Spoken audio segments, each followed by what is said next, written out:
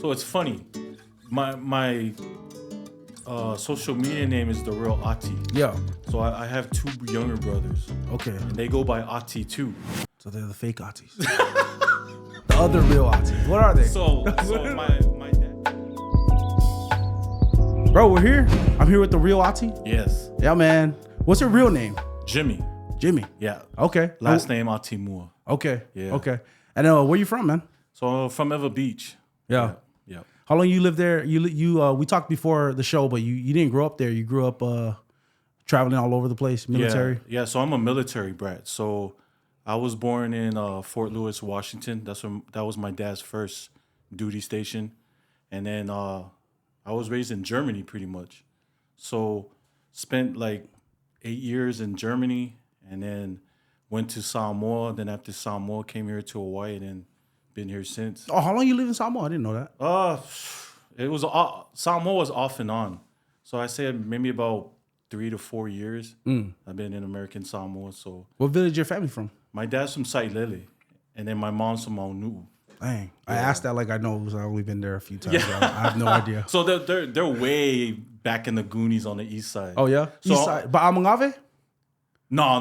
The Amangave, I think Amangave is more on the west side. Oh, that's the west. Okay. Yeah, so the east side is Sailele is like where Whangaikua and Yeah, all that. okay. So my mom's village, you actually got to take a boat across to go to her village. Oh, for real? And then my dad's village is way on the other side of the mountain. So Dang, I never been. I never yeah, it's been there. way Mamau back. Like Yeah. way in the back, yeah. Dang, man. So you grew up there. And then when did you move to Hawaii?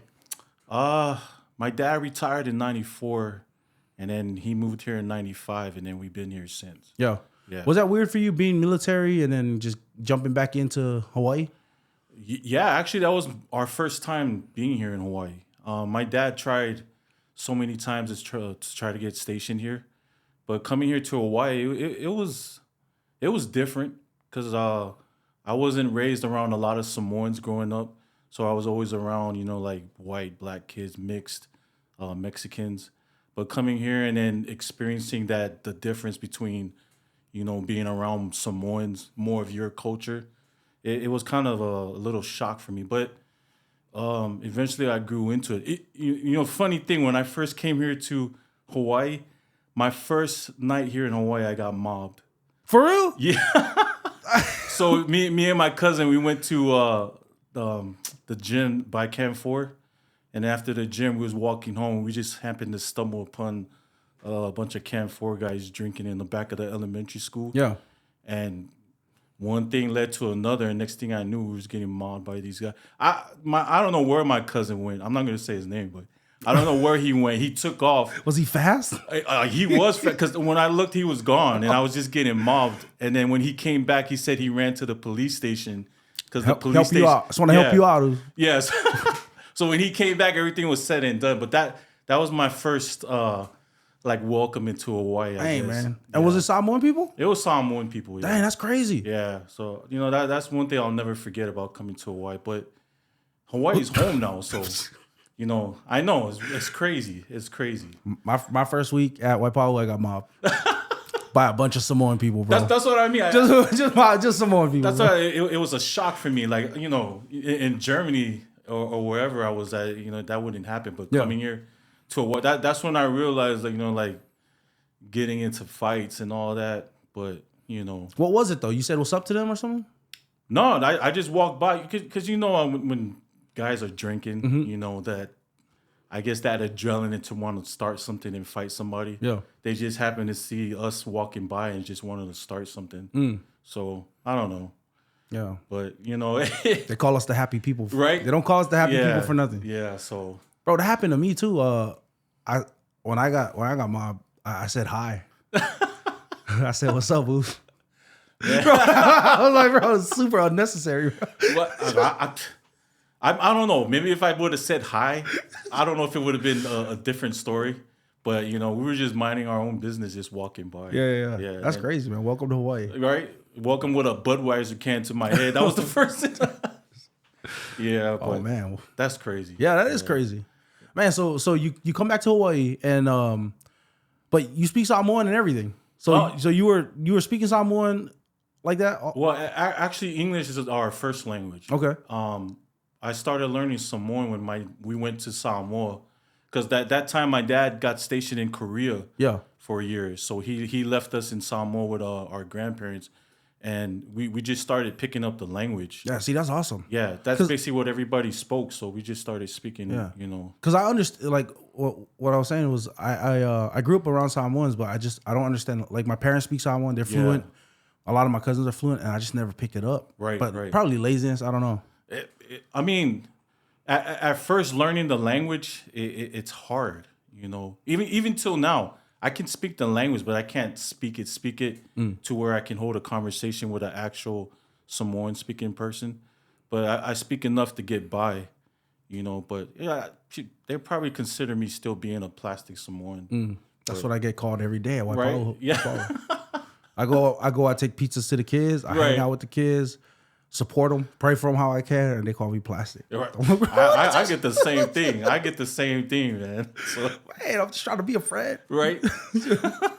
Man, yo, well, that's cool though. I appreciate that. Like, I got a younger sister. We're 19 years apart, but I see my parents being more intentional with her, just trying to teach her because, like, we were just busy playing sports and doing school, and we never really prioritized learning the language. But I think it's special to learn the language. You know, It is. Like I think it's really cool. There's concepts that you can understand in the language that's communicated. You know. Yep. But I think what also makes it hard though is Samoans they aren't like when I go to Philippines, I go on mission trips or something like that, or go to Japan or Vietnam.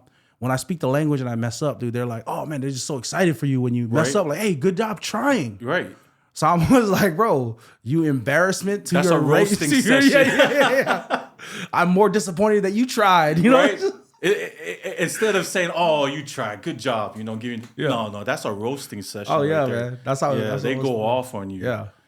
You know, the thing about our culture, when they joke around, they joke around. You know what I mean? They don't beat around the bush. They get straight to it and just start roasting you. Oh yeah. But yeah, unfortunately, that's how it is. Sometimes. Yeah, that's how that is how it is. I feel like it's compounded in Hawaii because Hawaii is like that too, just in general, Right? Compared to when I go other places, but it's good. I like it out here. Yeah. So you adjusted pretty quickly. Yeah, I did. It took a while to get used to staying out here in Hawaii because we lived out in Kalihi for a long time. So I say we stayed everywhere around Kalihi, and then you know it took me a while to grow into Kalihi, and then after that when my dad got involved in church, we eventually moved out to Eva Beach and then just been in Eva Beach since. Yeah. Yeah. So your dad got involved in church, and you went to Radford though from Eva Beach. Yeah, I went to Radford. Okay. Yeah, so I lived out in AMR for a little bit. Oh, for real? Yeah, so my mom's brother was stationed in Shafter, and he lived out in AMR. So that's why I went to Radford. It was either Radford or Moanalua. So eventually I went to Radford because my mom's an alumni from there. Yeah, so that's how I ended up going to Radford. Yeah, you like it there? Radford was good. Yeah, I'm not going to lie. It was good. Yeah. It reminded me, because it is a military school. There's a lot of military kids that I could relate to. And then there was also a lot of Samoan kids. But then, you know, I really related to that school, so I felt comfortable going to Radford. Yeah. Because I feel like that was an environment that I'm used to, like I said. So at our church, we got a lot of military kids too. Oh, okay. Man, I give those kids props because they're used to like being in one area for a few years and then just up and leaving. Right, making new friends. Yeah, making new friends. Yeah. But what I noticed is when they come in, because they're used to, I only got 3 years to make friends. Right. They jump right in, and a lot of the local kids, they don't understand that. They're like, "Oh, why are you so pushy?" Right. I'm like, bro, they got 3 years to make some friends. They got 3 years to be involved, and so they get involved really quickly. Yeah. But a lot of times, like the local kids, they don't understand that. You know, they don't understand like the hardship. A lot of the kids, they get close, and then man, they gotta leave, and bro, they're sad. You know. Exactly. I went to 3 different high schools. Dang. Yeah. So Germany, I went. So my freshman, sophomore, I went to Germany. My junior year, I went to American Samoa, and then my senior year, I went to So I didn't get a chance to really enjoy my senior year because it was just my 1 year at Radford. Yeah. So, you know, if you were to ask me questions about how my senior year was, I couldn't really tell you. Yeah. Yeah. You know, a lot of kids had that. They were fortunate enough to go to all 4 years at one high school. A lot of military kids, I don't really think they get that chance because they're always moving, like you said. And it's tough because I was a really shy kid growing up. If you were to ask any of my family and friends that know me and they see me now coming out of my shell, they wouldn't believe what they're looking at right now. Like, oh, that's Jimmy. Oh, Jimmy was so shy, he'll hide away from public stuff, But now it's like I feel more out of my shell now that and when I think about it, it's because growing up as a military kid, like you said, it was tough moving every 3 years and having to make new friends. So, but yeah, if you would have asked me about my senior year, I remember my friends and stuff, but that's probably all I could say. Yeah. So did you do We Are Samoa? No. Did you do that? You didn't participate? They asked me to, but No, I heard Radford's legit, bro. they are, yeah. That's what They're I heard. a powerhouse when it comes to that. We are the Samoa. That's what I heard. Yeah, so unfortunately, because that time I didn't really. I had 2 left foots, man. I couldn't dance. Yeah. I still can't dance, bro. Yeah. Yeah. Even till now, I try, but it's ugly. Yeah. That's why we could test that. We don't want to do a dance off right now. Right. I know. You'll probably win. No, I probably won't. No, I can't dance, bro. Man, I can run in a straight line though. Yeah. Actually, you know what? At this side, I can't run right now. No, I can't run right now. Oh man. So what did you do after Radford, man? Like you did you go away to college and Yeah, so after Radford, you played football there? No, I didn't play football. Okay. Yeah. Radford, I only played basketball at Radford. For real? Yeah. So Hey, so you traveled, right? yeah. You traveled, so you were in Europe. Yeah. You probably was in the States a little bit. Yeah, we were in Texas and Georgia. Okay. Yeah. And you played basketball out there. Yeah. So when you came Hawaii, it was Yeah, it wasn't that different. bad, right? It wasn't bad. I mean, there's some competition here, Yeah. but they're just not, the height wise. Yeah. Yeah. But in the mainland, Yeah. you're amongst giants, man. Bro, I went to a little school in Indiana, and playing pickup basketball in Hawaii doesn't prepare you. It doesn't prepare you for playing pickup basketball in the mainland. Because I went there and I was like, they're like, what do you play? I was like, hey bro, I'll jump in. Oh, what do you play? I was like, oh, post. They're like, what? No, you ain't a post, bro. You're 5'9". Yeah, you're a guard. Yeah, you're a guard. Yeah. And I was like, what? They're like, yeah, you just dribble, pass, shoot. I was like, I can't do any of that. I Right. can work hard and rebound. They're like, nah, you ain't playing. You couldn't get That's on the true. court, bro. I couldn't get on the court. Yeah, that's true.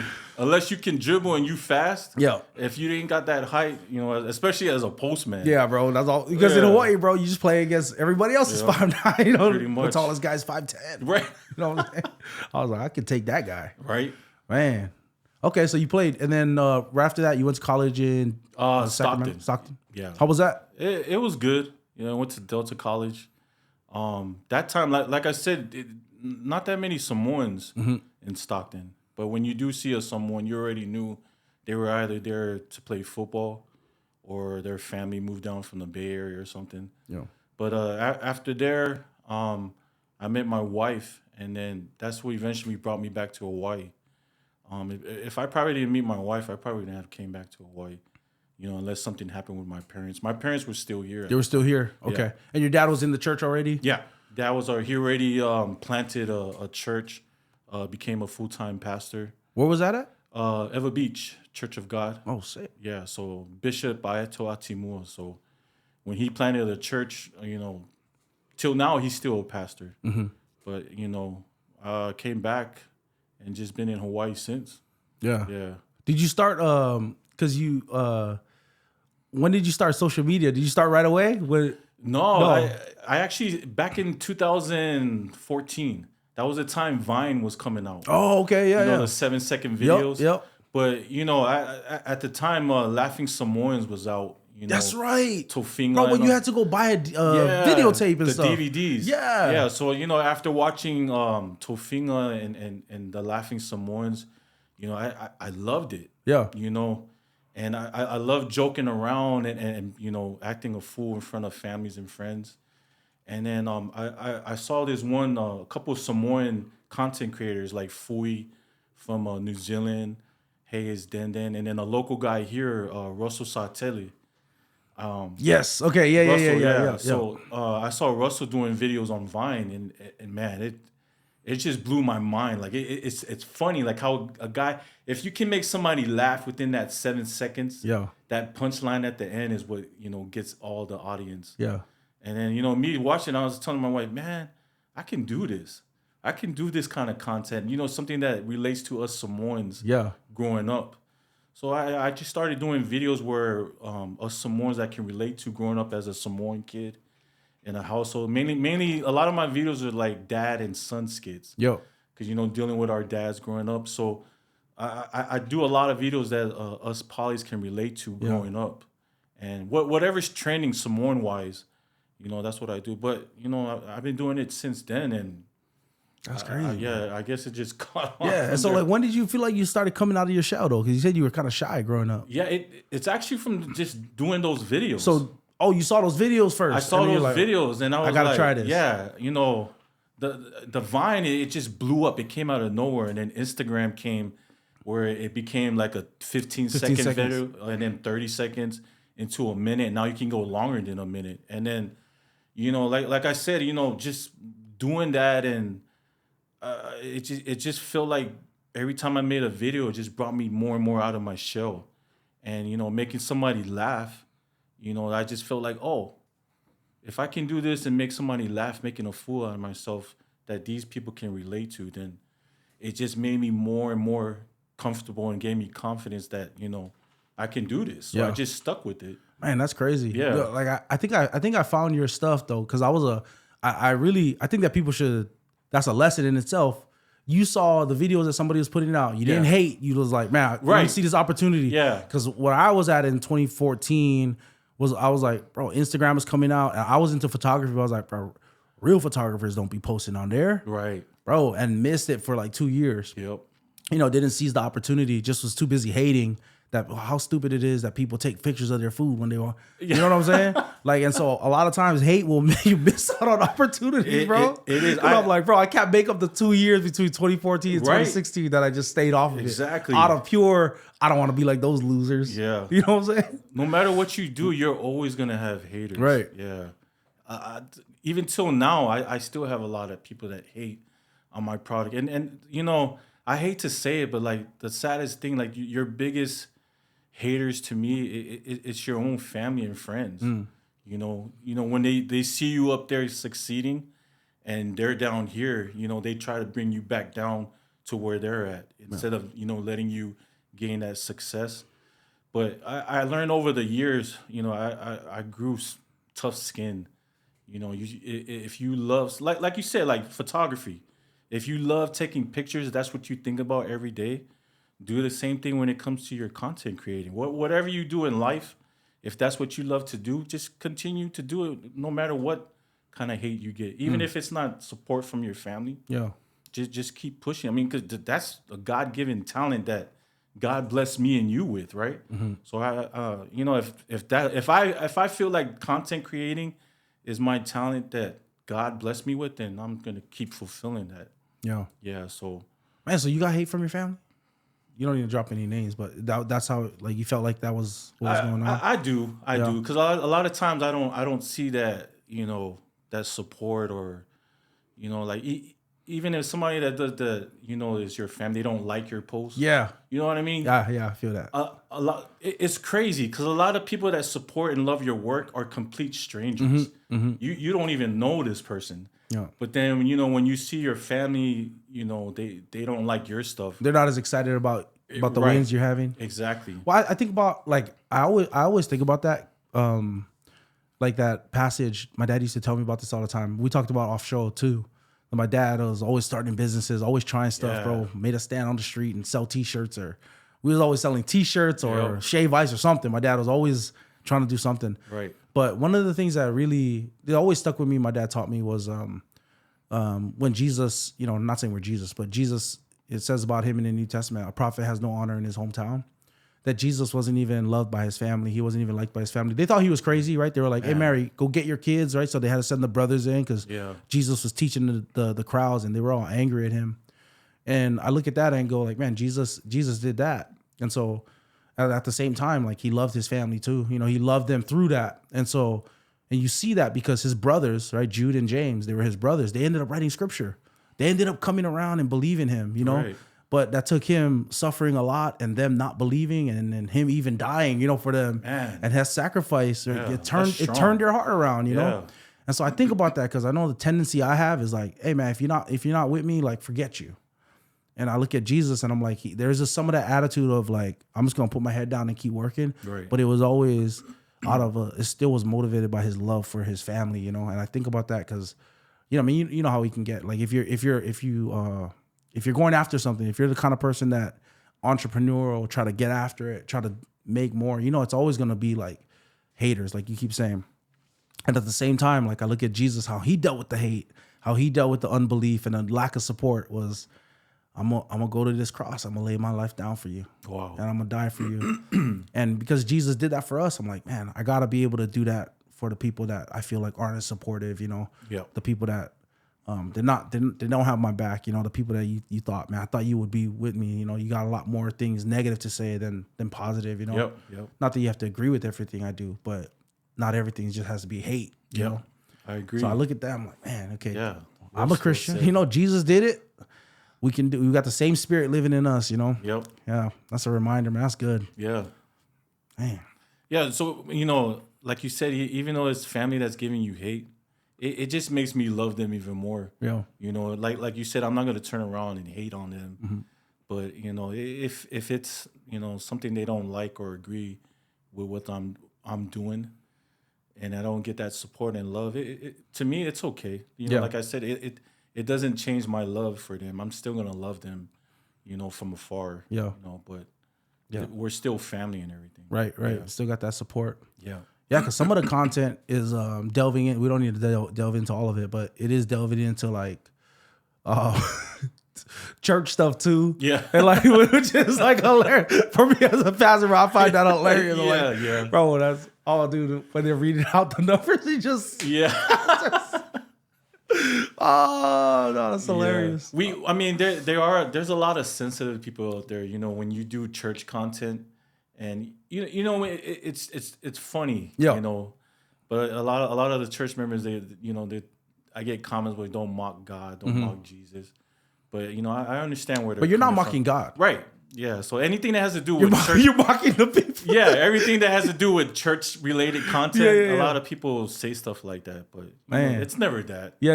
It's never that because Yeah. you're still serving in your church and stuff, right? Yeah. You play the drums? Yeah, a lot of people don't know that. Dang. Yeah. Have you always played the drums? I didn't start playing until I met my wife and her dad. Oh, for real? Yeah, so like I said, I've been a pastor's kid for the longest, and my dad's an AOG pastor.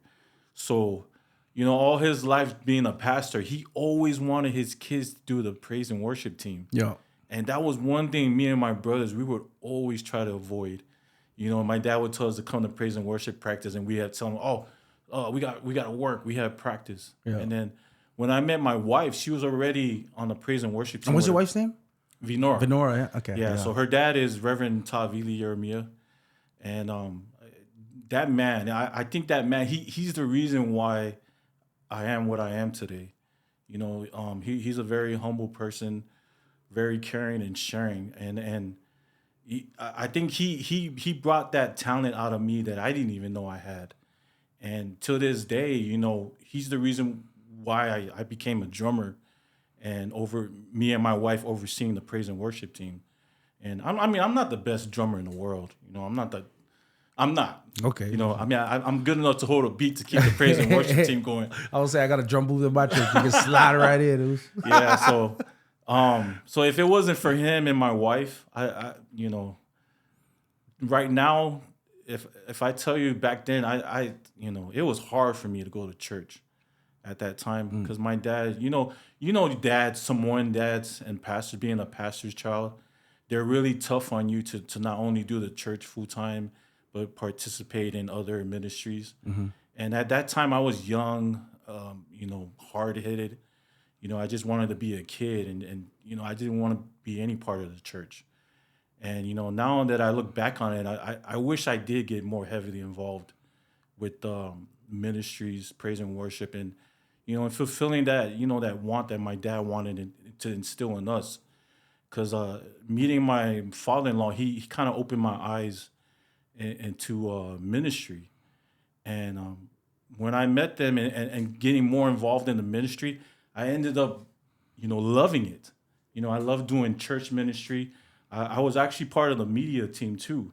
So I helped out with the media team, and then the praise and worship, and I just started getting more involved in church and helping out every ministry of our church, and it just it's that feeling you feel, you feel good about it, when you go to service, you're doing praise and worship, and you just get this feeling, and then eventually during the time of my working in ministry, I realized that was the spirit I was feeling, the spirit from God, Jesus.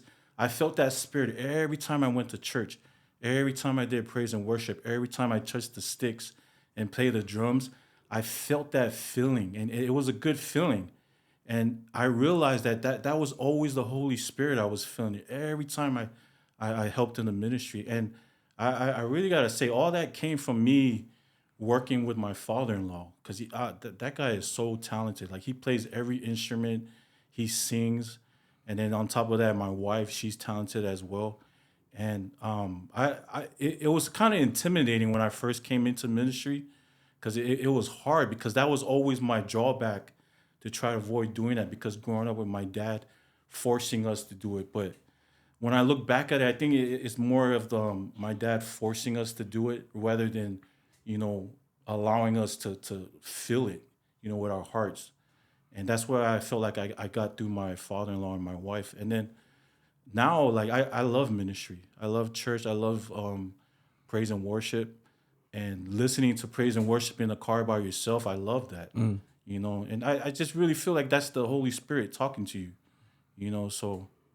And then, coming onto your show, I feel like that's the Holy Spirit led me into watching your show, and eventually getting invited. So that's why it was a big thing for me. Man. Yeah, it's an honor to be on your Yeah. show. Yeah. No, I So, appreciate you coming out, yeah. man. And just hearing that, I'm like, I'm really I'm really thankful. Like, one of the things for me when I grew up, I tell people this all the time. Like, I had a really good dad too, and my dad was a pastor's kid, and he was raised going to church, but he was kind of the same, like, just really buck against it and go do, like, he wanted to do something else. He didn't want to Right. be in the Yeah. church. But I think that helped him when he was raising me and my siblings, because it was never like that church was like, we had to go to church, we were kids, but it was also like he would always explain stuff to us, why we do it, and what's important, and I remember he never made it feel like it was just you just do this religious duty for just because, and if you don't do it, you're terrible. It's like he always Exactly. explained it to us, and really gave us kind of like a vision for, this is why we do it. It's about our joy. It's about our, like, this is a way that we get to take part in being a part of the body, and so I always had that, like, even when I went to college and I was on my own and doing dumb stuff like you would do in college, not Yeah. living right. It was always a thing in me that, like, I gotta go to church. I gotta go in, but I never felt like just because I didn't go to church, that was terrible, Yeah. because there were times when my dad was like, like, even we don't have to talk about it, but I remember tithes and offerings would come up, right? Yeah. And I remember like how serious of a thing it was for people. And I remember one time my dad was like, man, if you don't, having a discussion, just, parents and stuff, like, if we're frustrated doing it, let's just not do it. And I remember thinking to myself, oh, we can't do that. Yeah. You gotta do it. I know. And my dad was just like, just don't do it. And they didn't do it. And I learned more about what it meant to follow Jesus in that moment, where it was like, man, your heart wasn't in it. You were struggling through it. Don't just do it for the sake of just doing it, Yeah. But like, it applies to all of the things that we do as people ministering, Yeah. That's cool that you like. How was that with your dad though? Like, meaning you love ministry now, but like with your dad, like, have you talked to him about that? Like, man, it was hard growing up, Dad, Yeah. I mean, now him seeing us, like myself, for instance, being more involved in ministry, it's I think he feels like, he still had a part of it, not trying to force us, but in a way it felt like he was. But he was just trying to put us on that right path, and then seeing us now being heavily involved of it's I think it's satisfying for him, Yeah. and he feels good about it. But then back then, I me looking at it back then, I just felt like I was hard headed, and You know, now I feel more closer with my dad, our relationship now. That's awesome. Yeah, you know, because a lot of us growing up, our dads was tough, especially having a dad as a pastor. And your dad's in the military. Right. That was even worse. Yeah. I think him being in the military Maybe that's and then the it. pastorship mixing, oh man, that was worse than a drill sergeant. Yeah. That's yeah. I think every PK out there knows that. Oh, you know, man. yeah.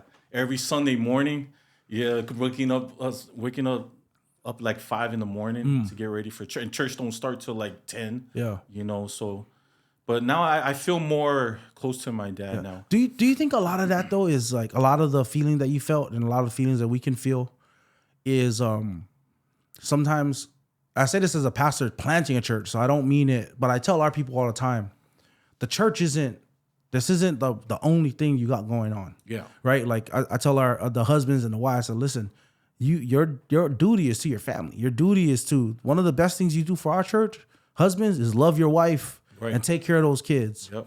Right. And so if you're doing every single thing at the church all the time and you're not leaving time for your family, for your kids, you know, and the church is always hitting up, having events, then you don't leave people the space to just be with their families, you know, and then the church starts to compete with the family. Yeah. You know? Yeah.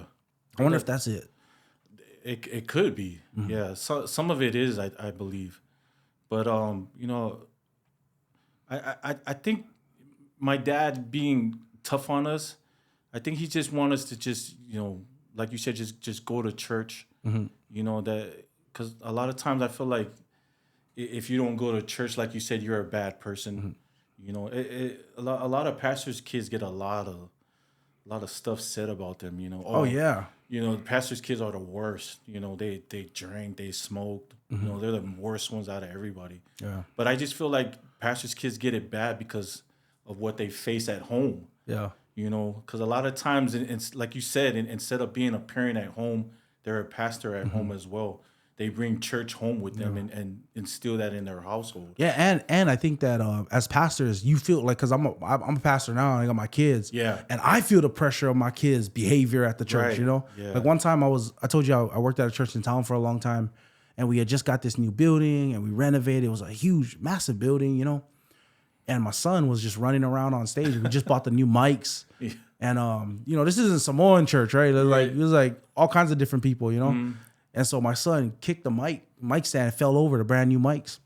And one of the guys goes like, Tone, hey, we don't do that here. Don't kick the mics. And he looked at him, he goes, it's my dad's church. I can do whatever I want. Wow. Bro, I was like, bro, hold up. I never told him that in my life. I've never said that. They feel privileged. I'm not even the senior pastor. I'm just a dude. Yeah. I'm a glorified admin, bro. Right.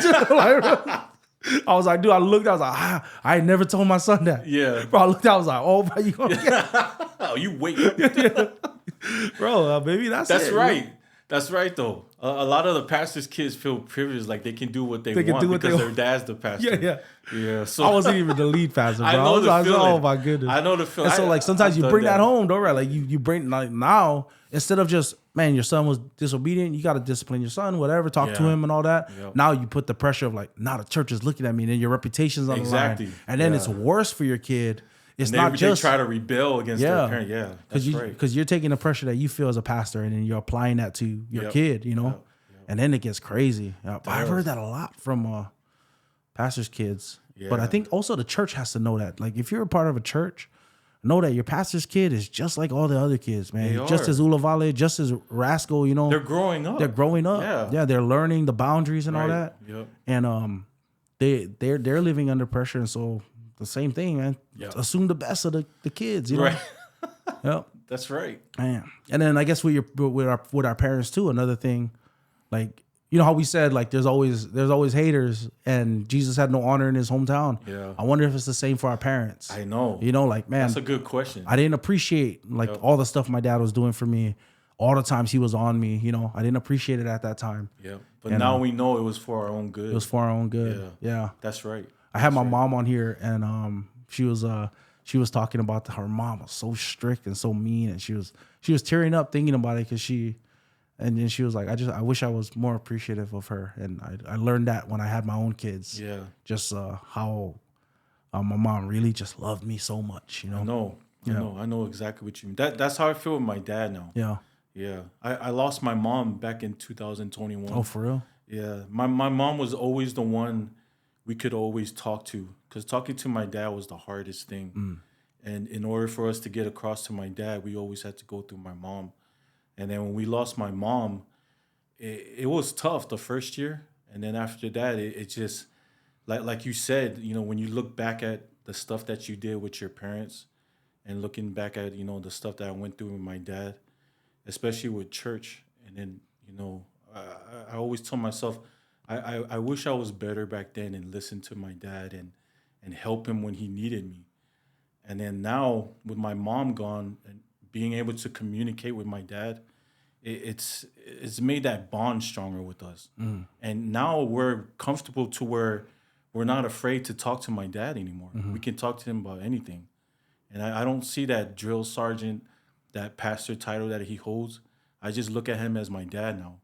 And at that time, I didn't look at him like that because I always saw either a pastor or a drill sergeant, and I could never see my dad. So that's what made me hard to communicate. But now I see him as my dad. And, like you said, you look back at the bad stuff you did, but then when you realize now that it helped you become what you are now and realize and learn, then that's why I feel like our bond is strong now. Yeah. So Yeah. Man, that was 2021. You said. yeah, You yeah. I lost my that's mom to hard. cancer back in For real? 2000. Yeah, that was hard. Dang. Yeah, that was really hard. And that was during like the time when they was doing all kinds of rules too, right? Yeah, that was Man. right after COVID. Yeah. Yeah, it was tough. Yeah, that was remember back then you couldn't really have a lot of people. My mom's funeral was the same thing. Like you couldn't have a limited amount of people in the building. Yeah. Yeah, it was tough. Yeah, so That was doing some silly rules at that time, bro. yeah, it was. It was. It was some dumb rules. Like, Can you believe that was 4 years ago? yeah, it's crazy. It flew by so fast. Yeah. I feel like that didn't even happen. Yeah, bro. It was weird. Yeah. Like, man, I did, just I had to do some funerals and stuff, and it was crazy when like somebody was sick and then they could only have one visitor or something like that a day. Yeah. And then I was like, okay, that's super sad. Now if I went up to pray for him, then his wife can't see him, so I Right. just gotta stay down here. That was the hard part. 'Cause Yeah. when my mom was in the hospital, only one person can see her a day. That's crazy, man. And we didn't see her that whole week, and then she passed away. So we didn't see her that whole time she was in bed, suffering, until that day she passed away, and then we were able to see her. Yeah, that's hard. But you're right. It was Yeah, tough. they did terrible things. Like when you think about that, like I don't know what people think about the whole pandemic and all that, but when you think about what was going on with families, bro, it's horrible because It was.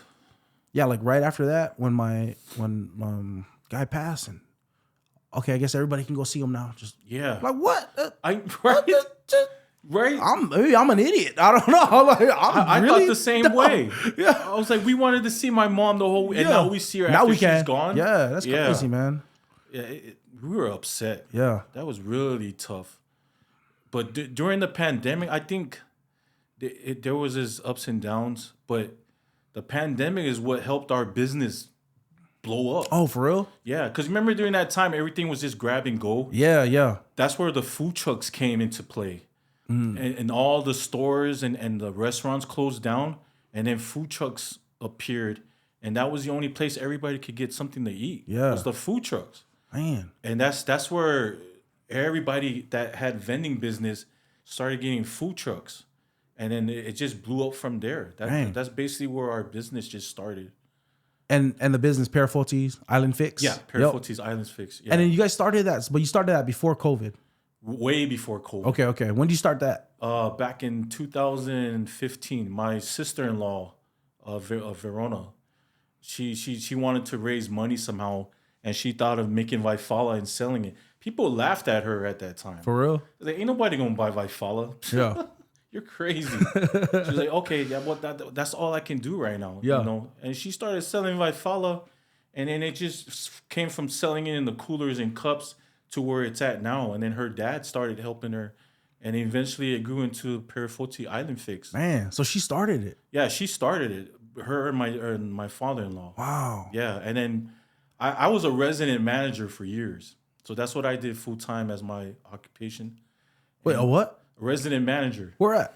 Colina Fairways. Oh, for real? I was there for a couple of years, and then I was at the Arbors in Eva Beach. Yeah, bro, the Arbors. Yeah, so I was the resident manager. I went to the Arbors once as a kid, bro. I was like, yeah, I want to live there one day. It's nice. It's nice over there, though. Nice pool and all that. Yeah, Colina was beautiful. Oh, yeah, I'm sure. Yeah. Bro, you know Pele? Yeah. Uncle Pele? That's my uncle. Yeah. That's my uncle. For the lower team. Yeah, I know Pele. Oh, okay. I played on his softball team. Oh, okay. Yeah. That's my uncle. He's been there a long time. Yeah, man. I love Pele. Yeah. He's still there. He's still there? Yeah. I don't see him anymore. Yeah. So, yeah, I played on Pele's softball team. But then that's where it started. I quit my full-time job. I jumped aboard and been on there since, doing it full-time. Yeah. Like I was telling you earlier before we came on, to me, you're your own boss. You know, I wouldn't trade it for the world, and I love it. I love it just as much as I love doing content. Being a food truck vendor, a lot of people make fun of me. You know, especially when you get sour about somebody's football team. Mm-hmm. That's their only comeback. Oh, at least I'm not driving the ice cream truck around. Haters. You know, bang bang, bang bang. A lot of people say, you know, instead of coming back and saying stuff about your team, they get deep and try to get into your business. Crazy, huh? Yeah, but like I said, I wouldn't trade it for the world. I love it. Yeah. Yeah. Man, that's awesome though that you do it. Like one of the things that I just noticed, because my dad's a business owner, man, like the one thing is, like, he always talks about it, that you get the benefit of your own hours. True. Right? You get to make your own schedule. You are your own boss. Right. But bro, you take a lot of that work home with you. It does. You know what I mean? Yeah. So that's what he always talks about. He's like, if you're not running a business, not that that's bad. He's like, that's a great thing to do, to be able to do your work, get your check, and go home. That's great. Like he was like, and it follows you home. Yeah. But he said, but when you're an owner, man, you gotta pay everybody else first. Exactly. And you gotta worry about the tomorrow and how people are gonna eat and how we're gonna make this work. And take that work home with you. That's right. And people don't see that. They don't. And they don't appreciate that, you know. Yeah. That's why I appreciate a lot of these food vendors. You know, I look at it now, and now that I'm doing what they're doing, I have all the utmost respect for them. Because like you said, people don't see the background, you know, what they do behind the scenes. And it's a lot of work to do what they do. Mm-hmm. Even if you're just selling drinks, you know, people think, oh, all you do is just make drinks. And I make Vifala at home. Yeah, that's easy. That's like making Kool-Aid. Yeah. You know, but they don't know. It's a lot of work that goes behind it. Mm-hmm.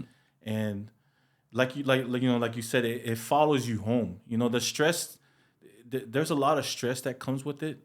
But then, you know, you can overcome that stress. But like you said, you always got to look forward to tomorrow. Mm-hmm. And what's expected from the job. But that's part of the job. That's part of, what you do as a food vendor. Yeah. And, I still wouldn't trade it for the world. I love it. And is it like your whole family involved? Your wife's family? Yeah, my wife's family, we're all involved, from my father-in-law to his sisters. So we have multiple locations around the island. Mm-hmm. So it's not just us selling. We have other people around the island that's selling our products. And that's the good thing about it.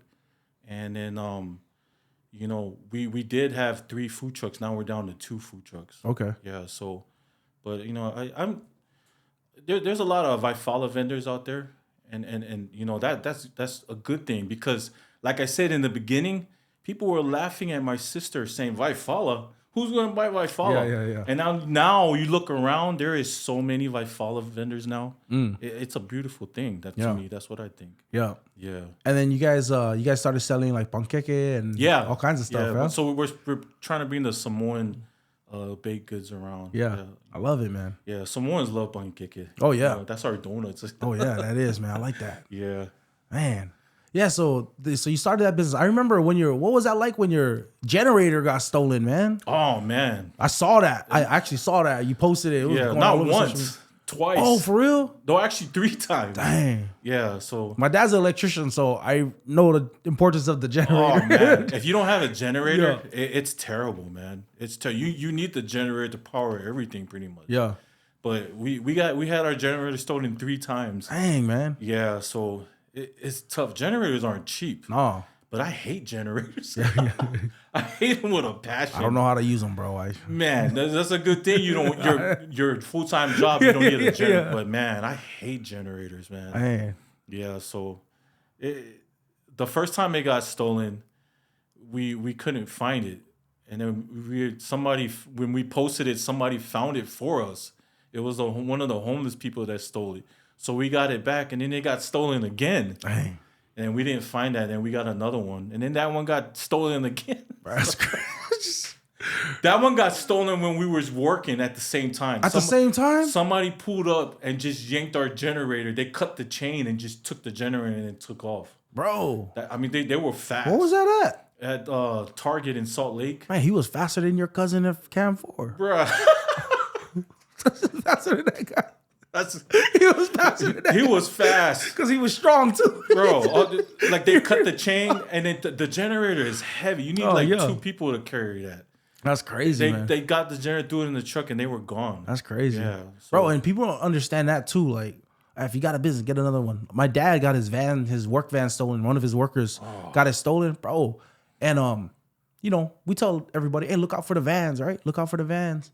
But nobody cares about it as much as my dad because he's the owner, bro. Like, my dad was like scouring the streets, bro, asking every homeless person where it was, and he found it himself, bro. Man, he found it himself up in Wahiawa, bro. And him and his brother, like we met him there, dude. They had flipped the car, and they stripped everything. They hot wired the car and ramped that thing over a hill, bro. Like, I got it on video. It's crazy. Wow. Yeah, my uncle then found the car. My dad found the car. He went just talking to homeless people, found the car before the cops even found it. Took the van back, and they're still using it. Everything was taken. But my dad, like, to him, that van was, everything. It is. As a small business owner. Yeah. As a small, like our food truck, that's our life right there. Yeah. That's what we depend on. And, hearing you say that about your dad's van, I totally understand. Yeah. Thanksgiving, bro, he was out. Like, I was over here. On Thanksgiving? Like, I was at the house, like, and my dad was still thinking about his van. So when everybody ate, he left the house. I didn't know where he went. And I thought he was going to get some cigars. So my dad smoked cigars a lot. He likes cigars. But no, he was looking for that van. Man. Because that meant something to him. I was like, I forget about that van. Because that's how he eats. Yeah, that's how he eats. Yeah, is that van. Yeah. So I know the feeling. Yeah, so I don't, like, I have my own stuff I'm doing. So, but you never know, like, man, for a business owner, man, they're taking a lot of risk. And, like, you can hate on them all you want. But, man, they need support. Like, my dad, that was everything to him, Right. Oh, man. That's tough. Yeah. For me, my dad said his van was busy, bro. I didn't even, sucks. That's crazy. Right? But it was him. Like, yeah. It was busy. When you tell somebody, oh, yeah, man, my generator got stolen. Oh, man. Yeah, like you said, that sucks. Yeah. Of course it sucks. That's what we need. Yeah. Ooh, he went and looked for that thing, bro. Wow. I understand. Yeah. Yeah. I would have did the same thing. Mm-hmm. Yep. Man, that's got to be tough, though. Yeah, it is. Did it work well for you, like, with your notoriety on social media growing along with the food trucks? Because it seemed like they kind of went together almost. Yeah, it has. Because my page, it helps promote our business. And then a lot of times when I have fans out there that want to meet me, and our business is the perfect place to do that, to be able to meet somebody that supports my content. That's the least I could do. Coming and asking to take a picture with me, like you said, it has helped. It's been that platform to help where our business is today, and I'm very blessed and thankful for that. Yeah. Dude, before you guys started doing your business, man, I think the first thing I bought from you guys was not Kulolo. What is the Samoan version? Fausi, yeah. Yeah, the Fausi, ice cream. Yeah. I got Fausi. With the ice cream. That was bomb. But before then, as a kid, I've never seen a Samoan food truck. I never seen a Samoan food truck. The only time you get Vaifala or anything like that was at the Flag Day. Right.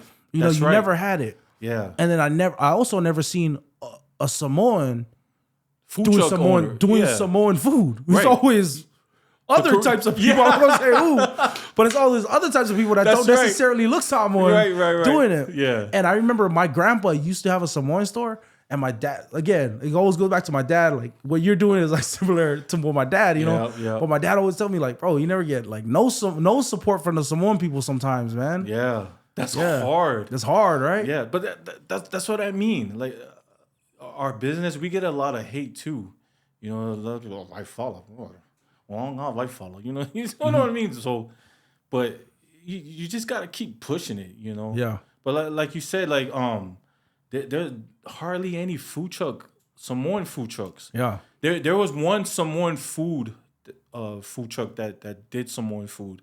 For real? Mama's Island Flavor, Marcus didn't and know that. Tofa. Okay. Yeah, very cool Samoan owners. Yeah. And they kind of brought us under their wing Mm-hmm. when we first got our food truck, and they helped us, run the business. Oh, that's beautiful. Yeah, so their Samoan food was bomb. Yeah. And now there's more and more Samoan food trucks coming out. Wow. Yeah, like a shave ice, Shave Ice. Oh, there's someone? They're Samoans too. Yeah, really lovely couple. I was the first. Yeah, that's right. I was the That's first. right. I still got Yeah, the so machine. this is the No, second. this is the second. That's the This is the second. second. Yeah. This is the second Yeah. Bro, you know what was terrible though? My dad had us out. My dad got a big heart, right? Dude, we gave away more free shave ice than anything else, Man, bro. Like we yeah. was in Nanakuli Yep. and we was like doing our shave ice, bro. Yep. And my dad was like, "Oh man, hey, just take this one, take this one, Yep. bro." But it was hard, like, because you got that heart to like want to bless people and give, but Yep. it's like it's a business though. Yep. We gotta sell some That's shave right. ice. That's right. Just like at the football games, we had a couple of the kids from the football come over, and they only had enough money to buy one drink, and there was like 8 of them. So I'm just sitting there and watching my wife give the kids that one 24-ounce cup, and they asked for like 8 straws. And I was like, oh, no. Yeah. So I went back and I made like 8 more cups, and I said, just give the kids. Yeah. So But you're paying for that. yeah, You write that down. right. But like you said, it's that heart you have for Yeah. just blessing somebody with it. Yeah. Yeah, it is So, hard though, right, to it manage is. that in business. It is. You have so much heart and you want to bless somebody. Mm-hmm. And a lot of times that happens when we blessed a lot of people. Mm. And it hits our pockets, but then at the same time, we're helping the community and that person out. So, Yeah. And so your wife, she's a singer, so she's on praise and worship with you. Yeah. So her I heard her sing. She can sing though. Yeah, I've seen videos. I think from before. Okay, because way before she met me. okay. Yeah, so her first love is music and singing. So, Can you sing? Man, I couldn't sing to save my life, man. I was gonna say I never seen singing content. No. Usually if they can sing just a little, bro, they out there. If I am singing, it's a voiceover.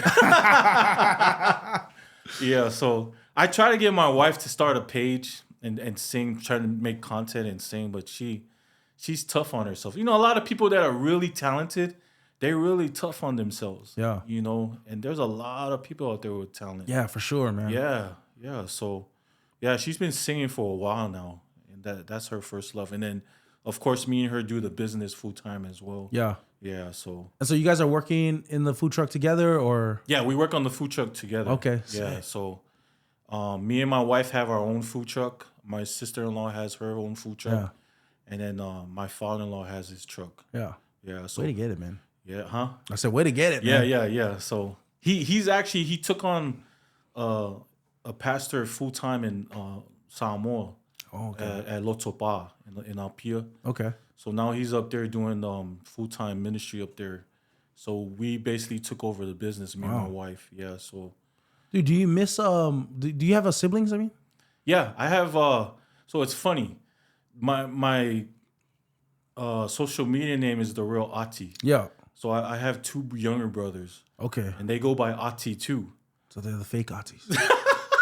The other real Atis. What are they? So my dad is Ati too. Okay. So when he was in the military, he was called Ati.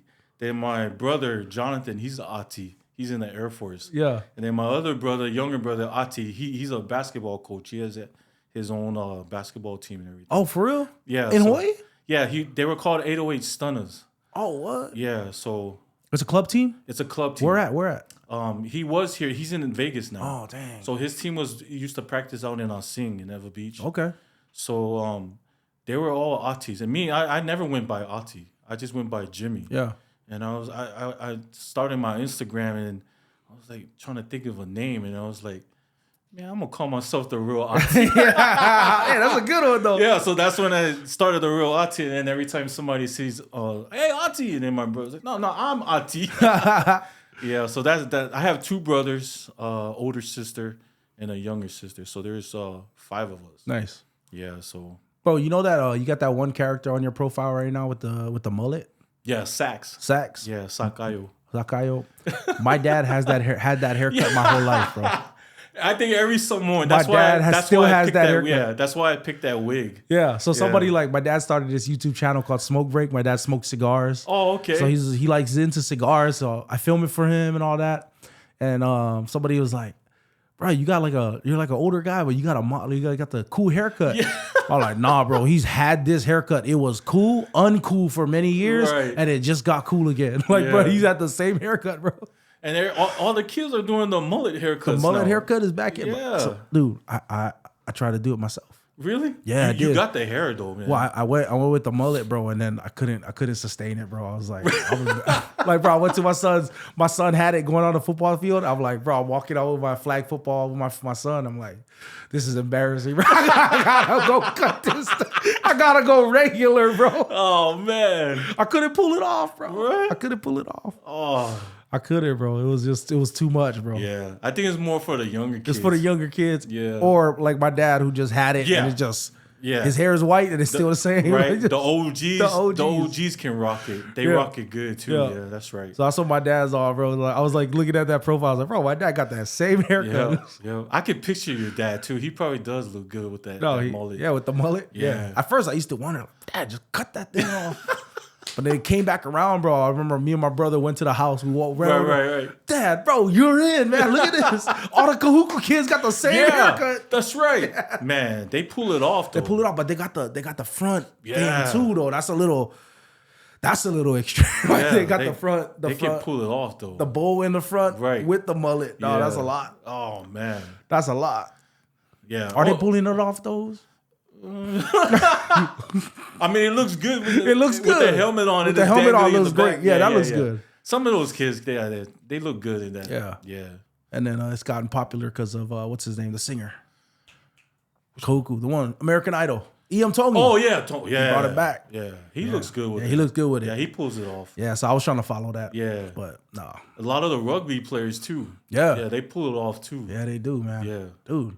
So your wife, she's singing and then helping you with that, and you said that she you try to encourage her. She's hard on herself. Yeah, she's really hard on herself. I try to tell her to make content and sing and make videos. She tried it, and then she's her biggest critic. Yeah, you know, but she sang with Justin Tofi this weekend, right? Yeah, this past week. Yeah, so she sang backup for him. Man, and you know what I mean. If you're asking to see backup for Josh, you know, you can sing. You can sing. Yeah, so, he ain't asking us, right?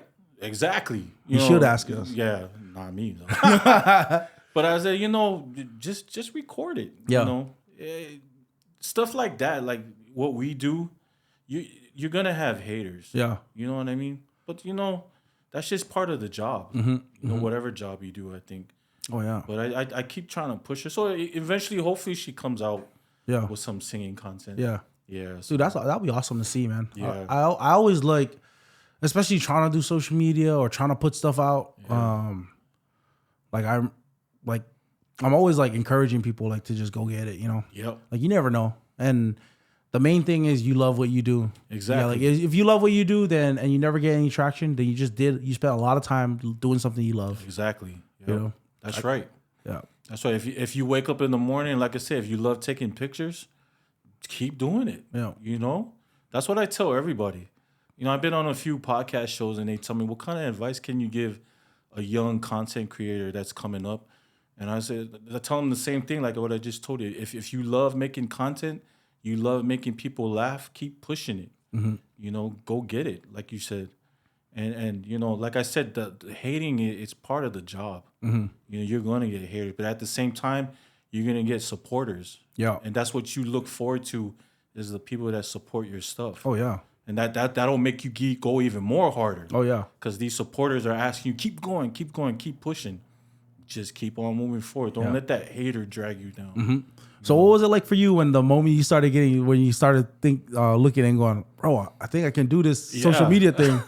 It started off from that mayonnaise video. I don't know if you saw the mayonnaise video. I did see the mayonnaise video. I love me some mayonnaise. Yeah. You can't go wrong with mayonnaise. You can't go mayonnaise. I don't know Samoan, but I know that mayonnaise is very important to our culture. Yeah. So you know, how'd you come up with that, bro? I was just about to say that. The credit goes out to Alfred. The Samoan dude. So he had a YouTube page way back in the day, and he had a character called Chef Pirikaki. So his character, he was making an egg sandwich. You know, the egg sandwich, and then he was smashing the eggs, and then he brought out a can. Balongis call it egg salad sandwich. Yeah, yeah. That's what they are like, bro. That's this right. Is egg sandwich, bro. Yeah, okay. egg sandwich. So he brought out a bottle of mayonnaise, and then he just started scooping. He put mayonnaise, and then next thing you know, all the mayonnaise, and he just kept going. So I took that and I just made a video out of it, and then it blew up overnight. Yeah. And then that's when I started getting all these people say, well, that's funny. That's the first thing I heard. No. You should do more videos. And then that's just what gave me the confidence to do that. And then I just started doing it because it eventually grew into something I love doing is making content. Yeah. You know, I just love making a fool out of myself and just making people laugh. Yeah. But I believe that's where it started from. That's where I started getting more and more likes and people supporting my videos. Yeah. And it just went from there till now. Yeah. Yeah. And then, were you always funny? No. No, Yeah. gosh. No. Were you always entertaining? No. Did people always like laughing? No. I was funny to my siblings. Okay. You know, amongst yeah. you know how you are. You're a comedian in Yeah. front of your siblings. Yeah. But like I was saying, I was shy growing up. It took me a lot to get out of my shell. And then I believe making these videos is what brought me out of my shell. But if you would have asked me if I'm funny, I would still say no. You know, I just. Nah, you're pretty funny, bro. Yeah. I just make a fool out of myself to make somebody laugh because a lot of the stuff I do, we can relate to it. Oh, yeah. That's what makes it funny. Yeah. I'm just bringing out something that we relate to, so they find what I do funny. But am I funny? I always tell myself I'm not funny. What I do is funny. Bro, you're funny. You know one of the best things about your content though? Yeah. Your content is funny to especially Samoans everywhere. And it doesn't feel like when I watch it, it's like that's coming out of Samoa. Yeah. Or that's coming out of Hawaii. Right. You know, not to say anything about that, but it just doesn't feel like this is the only market you ever gonna have. Right. Right? Like it's funny to everybody. And I laugh at it, but my mom, she really laughs at it because she like she understands the language. She understands a lot of the nuances of what's funny about it, you know? Yeah. Yeah. I try to throw in our Samoan language in there. Yeah, you do, So though. I put the subtitles for our non-speaking Samoans. Yeah. So I got a Samoan book somewhere though. I've been trying to learn for 20 years. Hey, you know what's funny now? I was just looking at your Bible on your speaker. Oh yeah. Growing up, my grandma always told me if you want to learn how to speak Read Samoan, the Bible. Read the Samoan Bible. That's what they say, yeah. She always tells me that. If you want to learn the language, you want to pronounce it right, read the Samoan Bible. If you finish it, start it over again. So yeah, I try to throw in our Samoan language in all my content. Yeah. To try to reach out to more of our Samoan speaking audience. I love it, man. Yeah. So What's been the toughest part about because content creation, man, it's not easy. It's not easy. Like it feels like, I don't know about you, like I help some people out too, post content, but it always feels like, bro, if you don't have a plan, it's just like, bro, it's like I feel like I'm losing every single time until something's posted. Right. And I'm thinking about caption, thinking about all of these things. Exactly. But like, what are some of those challenges that people might not know? I think the challenge is trying to come up with new content every day. You know, every day you always got to brainstorm and think of ideas of what your next content. Because if you're not pushing content every day, you're losing your audience. So in order to keep that audience, you got to keep posting content every day. And I think that's the challenge, is trying to find new content, trying to find new topics, or so basically I try to do content of what's trending, depending on what's trending in social media or in the world, so you just try to add a funny twist to what's trending, or come up with ideas that other people that can relate to, whether it's our poly people or what's going around in Hawaii, in the mainland. So, but whatever you see that's trending, you content creators always try to throw a twist at it and try to throw a punchline. Not just copying it, right? Right. Yeah. So if you do end up trying to copy what they do, you do it in your own way. Yeah, in your own way. Throw a twist in there and make your own punchline. But I think that's the challenging part about it. And then the other challenging is it takes a lot to edit a 1 minute video. Bro, a lot. A lot. Yeah. A lot, you know, like the different scenes, you know, because I play two characters. That's what I'm saying. And you got to go back and forth, right? Yeah. So it's a long time. Like I have to play one role, switch robes, and then play another role. Yeah, and you're doing it like one line at a time, or you're doing it like you got all your lines. You're gonna read. Yeah. So like one character, I'll do his whole line. And then I'll switch and do the other character one. So you're a playwright, an actor, exactly, an editor. exactly. You're everything. You're everything. Director, editor, producer, promoter,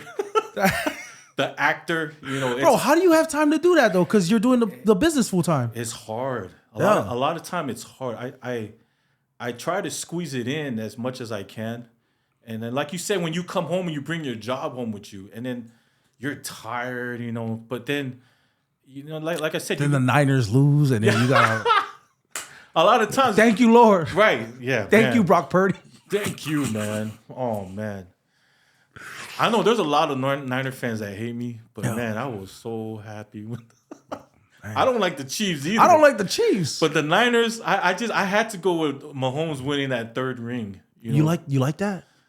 I don't like that either. But what about when Brock Purdy was praying and stuff though? That didn't be like, I gotta just go with the when you look at Brock and then you look at the Niners fans. yeah. Nah. that ain't enough for me. Yeah. Oh man, I feel like I won the Super Bowl when the Chiefs won. That's how happy I was. I was screaming like we won the Super Bowl. Yeah, I was like, yeah. And my wife's like, why are you cheering? You're a Chargers fan. Oh yeah, I got nothing to cheer for. I'm a Titan fan. Been one my whole life, bro. It's just been it's sad. It's sad. But you know when we had Marcus Mariota, bro, I was so happy. Yeah, you guys were good. Yeah, you guys were good. Bro, I almost switched when they traded him. Oh, I almost switched to where did he go? He went to the Oakland Raiders. That's right. Not to Oakland though. Gosh, no. No. Like Raider Nation fans? I was gonna be like a Packers fan or something, or like something different. You know, I was like, I gotta do something different. Yeah, Raider Nation fans, they're crazy. You ever gone to a game? No, I've never been to any professional. I'm a Laker fan too. Oh, me too. Diehard Laker fan. Yeah, I'm a diehard Laker fan. LeBron sometimes make it hard though. Off the court, you just make it hard. That's all. No, AD. He makes it hard too. AD makes it really hard. Makes it hard. Yeah, that guy is the softest guy in the freaking NBA, man. She's softer than Charmin. But if AD wanted to be my friend, AD, you a hard dog. You're a dog. He's a beast. I disagree with this guy. Yeah. But I want to be your friend. Come on my podcast. Yeah. I'm never going to get AD on now, man. Man, AD, you're the man. You're the man, bro. Yeah. But sometimes you play soft, but you're still the man. Yeah. Man, the Lakers like, oh, yeah, it's hard. We won the in-season tournament, though. I know. Right? And then after that, we just started going downhill. I mean, we're getting up there, but I love the Lakers. Basketball is my first love. Yeah. Yeah. So that, and then being a Laker fan, I just, my brother got me into being a Chargers fan. Because a lot of people don't know this, but I used to be a Niner fan. I did. Oh, bro. You got saved. Right? I started going back to church again. Right? 95 when they played the Chargers in the Super Bowl. Yeah. But you felt bad for the Chargers. Is that what it was? I didn't. It was Junior Seau. Oh, yeah. When I saw him play, he was a beast. And then my brother, he was already a diehard Chargers fan. So I couldn't stop him from telling me about the Chargers every day. And eventually I just switched over to the Chargers, and I've been a diehard Chargers fan since, yeah. But Junior Seau. Oh, yeah. Yeah. Don't make a joke out of this, please. That's my family. Really? Yeah, don't make a joke. It's serious. It's serious. Yeah. Yeah, my dad's side. Yeah, I'm not gonna make a joke of it. Don't make a joke. Yeah, don't do that's it. What's no, up. I don't want to see tomorrow's video. Junior say how's my uncle. But he really is your uncle. He really is. Yeah. Oh, okay. Bro, but you know what's embarrassing? Like they're distant from me, like close to my dad. My dad and I guess his mom and my grandma were really close. His mom and my grandma, Auntie Louisa. But I thought I was so when I was in the college, I was stopping off in LA. So I just messaged the family, like the kids, like, hey man, what's up? I'm related to this auntie, bro. They never hit me back. What? Yeah. Oh. They never hit me back, bro. On Facebook. Back in the day when Facebook was popping. Yeah. I never got a message back. Hit him up again, man. No, hit him up again. I'm gonna try, you know. But yeah. But My mom told me we was related to Junior Seau. Are you? Because he's from my mom's village. Oh, for real? Aunu. Yeah. Okay. So I mean, I don't really tell people I'm related to Junior, but No, I'm really. Yeah. I know you're. Yeah. But I'm related to him too. You know what I mean? So we're both related. So I'm I know. related. I know somebody. I'm related to somebody that's related to Tua. Tua's my cousin. Hey, I live behind Tua. Hey, oh, for real? Yeah. With the grandpa's house? I live behind Tua. Oh, for real? Yeah. Like Dude. this is Tua's house. My dad's house is right here. Oh, what? Yeah, my dad's church and everything. Yeah, so, yeah. So Tua is my cousin. Dang, that's crazy. Bro, That's I don't want to see your next skit is you behind a mic going like. That's where that Tua is my cousin's skit started from. Yeah. Oh, bro. That's crazy. Yeah, Man. we are related to them though. Yeah. Nah, Tua's legit though. He I is. hope the best for him. I was so scared when he got the thing. I was almost like, it's not worth it, man. Yeah. He don't get enough respect that Love, he bro. deserves. Yeah, he doesn't. A lot of these analysts, they really get on Tua, but Tua is a bad boy. Yep. He's a bad boy. He's good, man. He is. You know what's crazy? A lot of Hawaii people hate on the kid. They do, man. Bro. They do. I'm like, bro, I'm rooting for him. I want him to do good, you know? He's better than everybody else I've seen come out of Yeah. here. I want to support him, you know? Well, I don't. when he was at Alabama, everybody loved him. Oh, But yeah. Now that he's in the NFL, Yeah. because you know NFL fans, man, It's probably that teal color though. People don't like probably teal and orange, or that tuna under him. or or that little dolphin thing under there. That's probably what it is. It's not even personal. It's just they can't help themselves. Yeah. Well, Tua's the man, though. He's man. good, bro. Taulia, he's another one. Yeah. He's another one I think that's gonna blow up in Yeah. the league when he gets up there. I just like for me, it's always like whenever I see somebody coming up, I always like I want to support them and want to like I root for people that you know are from where we're from and yeah. you know what I mean. Like I don't want anything. I don't want them to suck. You know, I want them to do really well. But I just notice a lot of people just can't. That's probably a theme right now that we've been talking about. It's a lot of hate out there. It is. Who got the energy for that, bro? I don't know. It's crazy, but you're right. Yeah. You're right. And then look at Tua, and then you look at it now. There's a lot of Samoan quarterbacks now. Yeah. A lot of upcoming Samoan quarterbacks that are coming out. Mm-hmm. And you know, I truly believe it's what Tua started. Yeah. You know, Tua starting that. I mean, who would have thought that we have a NFL superstar as a quarterback right now? Yeah. You know what I mean? And Tua, I believe Tua started that. Marcus. Or well, Tua's fool someone. But Marcus, yeah. His Heisman speech, bro, that's as good as my Samoan gets. Right at the end. So you're right. Yeah, you're right. It's Marcus and then Tua. And then these guys started. But I think they started, yeah. Yeah, these guys started. But I think like Marcus came on a little later, right? Like he Yeah. came on a little later, and Tua was from the jump, from sophomore year, freshman year, sophomore year, yeah. and just good all the way through. Decides to go to Alabama after they won the national championship. Oh, he was exciting. Yeah, to watch. he was. Yeah, Tua was exciting, Yeah. man. yeah, good parents too, man. I met them like once at a little Polynesian thing, Yeah. but really nice. They signed my son's jersey and all Oh, that. that's awesome, man. Yeah. They are nice. Yeah, Yeah, Tua's parents. I'm like, wow, Tua's tall for. He is. But then when you look at him on TV, Yeah, he it looks looks so small. Yeah, So you know these NFL These are players. big. Yeah, Yeah, man. that's crazy, man. Dang. Dude, so you've been like you get the content out. You doing church. You doing Vifala. Vifala. Yeah. You doing the food truck. You doing all Yeah. kinds of stuff, man. Yeah. How you balancing it all? I don't even know, man. I don't even know. It's all God. You don't have an assistant? No, it's just my wife. Okay. Yeah. I wish I had an assistant. That would Yeah. make things so much easier. Yeah. And then I also do movies and shows. For real? Yeah. So I've been on a few shows like Doogie Kamealoha. Yeah. I Know What You Did Last Summer. And I did a few, like on Next Go Wins. I was in that. You were movie. on that? Yeah. I didn't watch it yet. Yeah. It's a good movie. Yeah? Yeah. Dang. Yeah. So, Oh, so you're on there. yeah. So I also You got an agent for that or no? Yeah, I have an agent. I'm through Bliss Models and Talents. Okay. Lashana. So I just recently got an audition call for NCIS. Oh, for real? Yeah, and then the Lilo and Stitch movie. Yeah. And they're about to film Moana, so they're looking for actors for that too. So you're doing a lot of stuff. Yeah, so if it wasn't for my content creating, I think that's what got me more involved in auditioning for movies and TV roles. A lot of it had to do with Russell Satele, because us that was working with Russell, he kind of got us into trying out to do movie roles and stuff. So I tried it out, I experienced it, and that's something also that I'm doing. I mean, I don't get every audition that I get, but when I do, it's a blessing. Yeah, that's awesome, man. Yeah. So, Oh, but like you said, if I have an assistant, I wish I did. yeah. I wish Get it some made stuff done. Yeah, it'll make things easier. Man. Yeah, Like it's surprising that like all the content you're putting on and you're just doing it yourself, because I know a lot of people are sending content off like overseas to get cut up and stuff. Yep. But I mean, who could do Samoan content, I know. right? That's right. But you know it's funny. You know how down here we have OC16 that does these local shows, and then you look at the New Zealand, they have shows like Fresh TV, Coconut TV, and they work with their local content creators. Oh, for real? Yeah, and then they bring in their local. I wish we had shows down here that did that for us content creators. Yeah. Like the Brothers.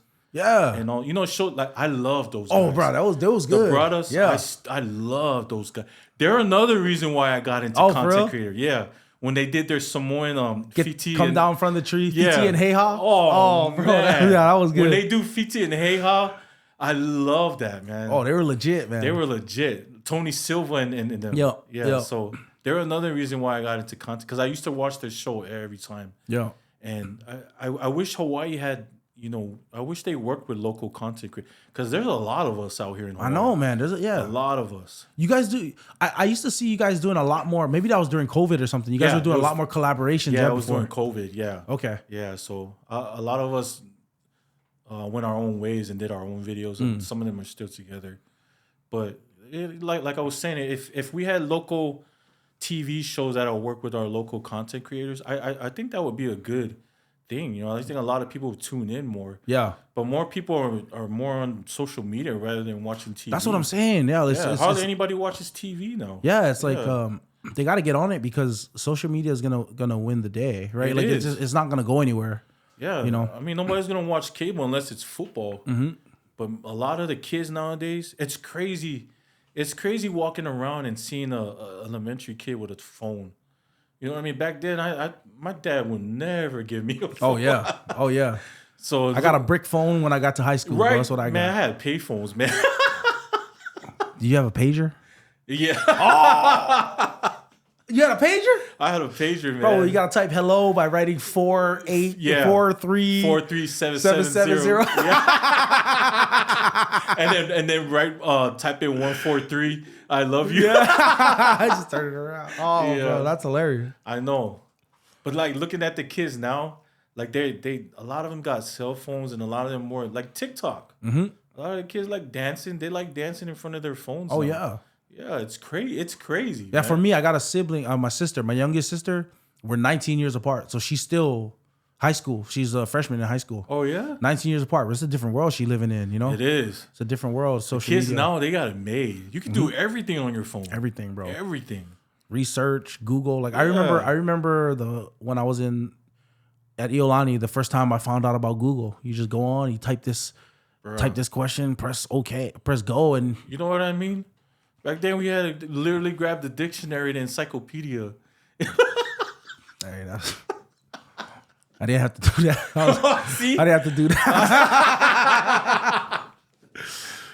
Bro, did you guys walk to school and climb a mountain as well? Oh, no. I had to walk to school though. Did you use an alligator as your pencil?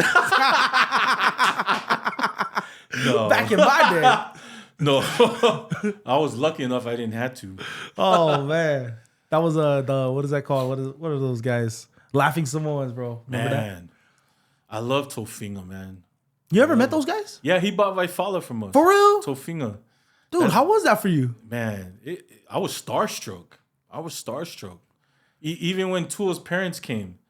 I met Tua's parents. They bought Vaifala from us. So our business, we've met a lot of famous people. Yeah. Yeah. I don't know if you watch Hawaii 5-0. I do? Oh, no, not really. You know the big guy that sells shrimp? Yes, I do know that guy, though. He came and bought from us. Oh, for real? Yeah, so we're fortunate enough that our business, we got to meet famous people. Yeah, that's awesome. Yeah. What's your goals for your business?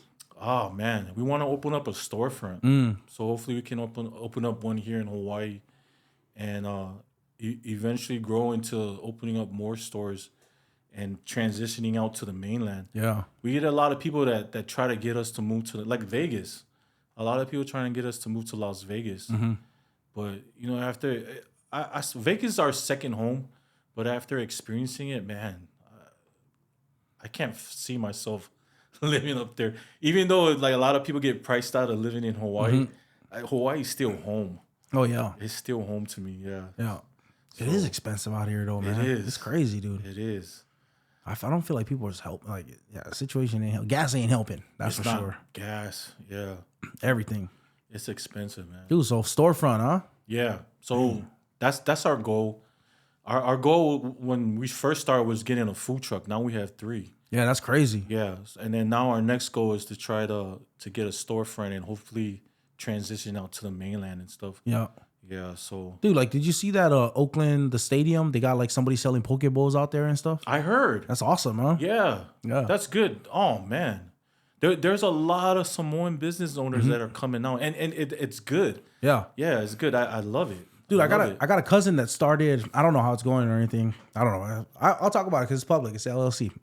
He started like a little Samoan store, but they just sell like luau leaves and like fospovi and stuff like that. But Here they in got, Hawaii? No, in Vegas. He just started. He lives here though. Oh yeah, And he got family out there, so they just started like a little store kind of thing, and they deliver. Because he said every time he has to go up for a falavelave, he's always cooking and trying to drive to San Francisco to pick up like fospovi or something like that, or pisupo, right? And luau leaves. So he's like, man, we're just gonna ship it there. So yeah, he's been doing that.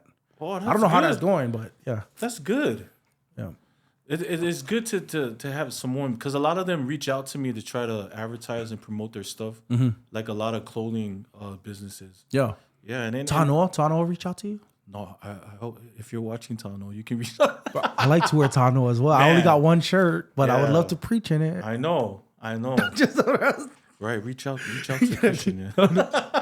Tano never reach out to you yet? No, but you're the man. most Tano person we got. Oh, man, Next to the Rock. I wish, yeah, even Uncle Rock. Uncle yeah, Rock. reach out to me too, Uncle Rock. No, but yeah, Tano, I would love to promote their stuff. Yeah, Man. I would love, but there's a lot of Samoan business owners out Yeah. there. I saw you do the Village too, right? Yeah. You promoted with Rock. Yeah, I did a couple of Rocky shirts. Yeah. Rocky blessed me with some of his shirts. That's awesome, man. Yeah, I like his shirts. Man, it feel good. Yeah, I do like the His material. On material. it. Yeah, the material is nice. Yeah. I'm like, I gotta get in shape. Man, what you look buff, man. Gotta get in shape. Gotta get in shape to feel that Right, material, you know? man. But Cool that's guy. a- Rocky's cool. He's a cool guy. But same guy. thing, like I talk to Rock all the time, like, man, like it's just hard being a like entrepreneur when Yeah, he's a busy guy too. he's a busy guy. Rocky. Man. Yeah, he makes it happen. Yep. He makes it happen. Yeah. man. And like it's just like if you're trying to build something, you just can't get beyond the work. Yeah. You can't get beyond it's whatever you're trying to do, it's gonna be hard work. Right. You know what I mean? And don't be afraid of the work. Don't be afraid to be tired and things Right. like that. You know? Exactly. Like I talk to like even our church all the time. Like, listen, you're like God was working and He rested one day, you know, and He made us before the fall, before sin entered the world. Yep. Man was given a job to do, right? Tend the garden, take care of it, right? Work is harder because of sin, whatever. It is. But work is still what God made us to do, you know? Right. Like we made us to work. Even though it's by the sweat of our brow, but exactly. would be feeling like I'm sweating in here. You know what I'm saying? Exactly. My brows are really wet right now. Just really sweating. But yeah, no, you can't get past the work. So you got that for the open a food truck. You got like a timetable for that? I mean, open a storefront? Hopefully by next year. Dang, that's exciting. Hopefully, yeah. We were trying to make it happen this year, but Who's the rest? Like, who does the rest? Who came up with all the recipes that you guys do? my sister-in-law, Oh, for real? Verona. Yeah. So she's the whole headmaster for this business. The name, the ingredients. Oh yeah, So- where'd the name come from? So the name that's the name of their grandfather. Oh. Perfoti. So he's a pastor too. Dang, you guys yeah. got a lot of pastors. Yeah, in. Reverend Perfoti Yeremia. So he started the Miley Church of the Nazarene. Okay. So and then when he passed away, my father-in-law took over. And then they just named it after their grandfather. Okay. So when we first started, like, that was so hard for customers to say Perifoti. Like they got all kind of names for Yeah. it. But now it's to the point where they say it with ease now. Yeah. Perifoti. So yeah, she started everything. Dude, that's awesome. Yeah, man. my sister-in-law started everything. So like I said, when she first said she was gonna do it, people laughed at her. But I think that's how it is when you tell That's people how it is. you're gonna tell them you're gonna do something in life. Because people gotta feel like it can't be that they weren't able to do it. Right. It's gotta be that it's a dumb idea. That's why I haven't done it. Exactly. Right. Yeah. But it's funny where it is now. Yeah. Yeah. And the people that laughed at her, they're doing the same thing. Yeah. Wait, who are they? What color is their truck? What is the color of their truck? Is it red? I don't even know. Oh, but yeah, it's crazy. But yeah, like circle. everybody can say whatever they want to say, but unless you're doing it, like it doesn't really matter, you know. Exactly. And that's what I say. Yeah, and there's a lot of like to me when I look at it, like I see my dad do it all the time. I keep going back to him, but he's like he's in the business. I'm just in the church, so. But like I always see him like help guys out to start. You know, like, hey, that's your competition. Right. He don't care. Yeah. You know, like Take there's them under enough. his wing. Yeah, there's enough for everybody to. There's enough out there for everybody to eat. You know. Exactly. Yeah. And they're only gonna make us better. You know. Yep. I totally agree. We like I said, Marcus and Tofa Kessie, they're the reason why we are where we at now. I give them some credit because they helped us. But like you said, like your dad taking somebody under their wing, you know, you want the next person to eat just as much as you do. Yeah. You know what I mean? So I totally agree with that. Yeah. So Marcus and what's their name? Tofa. Okay. Yeah. So and where are they at? They're in Vegas now. Okay, that's the one that moved to Vegas. Yeah, okay. So, but they were down here. They were down here. They had their own food truck business, Mama's Island Flavor, and they sold nothing but Samoan food, and it was good. Oh. Yeah, I missed the supper suey and everything. Yeah. So, dude, my one of my uncle's friends, they just moved up, but they used to sell like poi mochi stuff, and they're in Utah now. Oh, Mochi all the way? Yeah. Losa and Seal. Yeah. Uncle Seal, Yeah, we're close with them. For real? Yeah. Oh yeah, we know them from way back when I was a kid. Yeah. So they're family with Marcus too. Oh, for real? Yeah. Okay, yeah. What a small world. Yeah, dude. Yeah, so yeah. I understand it's hard, man. Yeah. They were big down here too. Yeah, they were. Mochi all the way. Yeah. Oh man. So now they're up with Mochi Baby in Utah. Yeah. So me and Seal did the show together on Doogie Kamealoa. Oh, for real? So me and him was on the same episode. He was I actually played a vendor on that episode. For real? And Seal was part of Mochi Alele was part of that scene. Yeah, Seal is like Uncle Seal's my mom's brothers. They're like best friends. Wow. Yeah, they're best friends. What a small world. My uncle the one that live in Sac. Yeah. They were down here, and so they came over before they left, and we've known them for years, man, since way back in the day. Oh man, yeah, what a small world. Small world, man. Well, I mean, everybody in Hawaii pretty much knows each other, man. Yeah, we're all cousins. That's right. I want some of my cousins to come on. Watch us after this show, and we find out we're actually cousins. We need some. We're all cousins. My dad's gonna call me. Hey, you know that guy you did the vid? That's your cousin. Man. Wow. See, I knew that's why we connect like that, bro. We're cousins. But man, your cousins be hating on you, though. Tell me about it, bro. That's how I used to feel, though. I used to feel like, because you were in the military and then you came to Hawaii.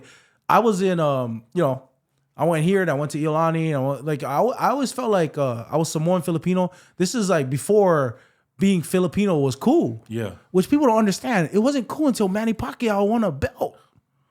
For real, man. It wasn't that cool. Now it's like people are like Filipino, and Black Eyed Peas got the song Filipino. Bro, when I was growing up, it wasn't that, bro. Right? It wasn't that. So I'm Samoan Filipino. That's why I got jumped at White Power. I was like, what's up, Woos? The guy was like, what you said, Filipino kid, bro? Just punched me in my face. What? Yeah, I cried.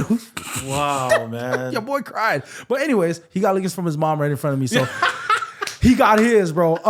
Full circle, man. Full circle. I watched it too. I was like, oh, no, don't. Oh, snap. Don't do him like that. Like, oh. With the head. Don't hit him with the right. Oh, we hit him with the right. Okay. Oh, man. No, so like. That's a good idea. Yeah.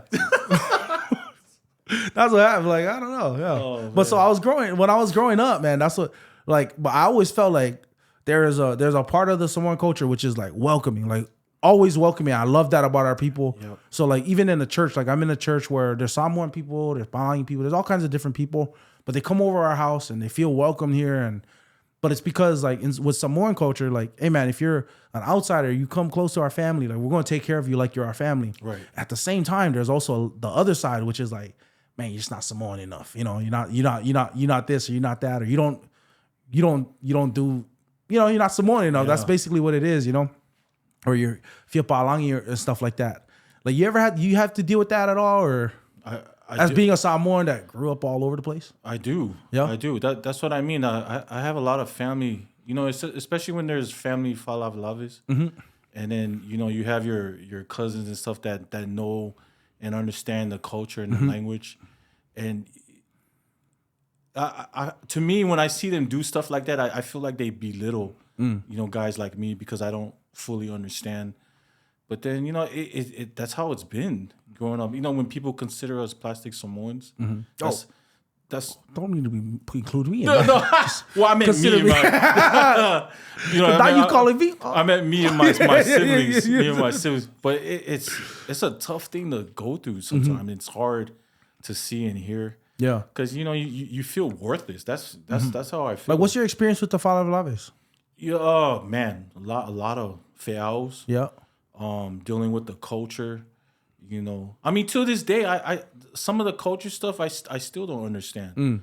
You know, and I go and I try to, you know, watch it and try to learn from it. But then, you know, a lot, like I said, to me, like a lot of the Samoans that do understand the culture, instead of trying to teach, you know, the others that don't know it, they belittle you.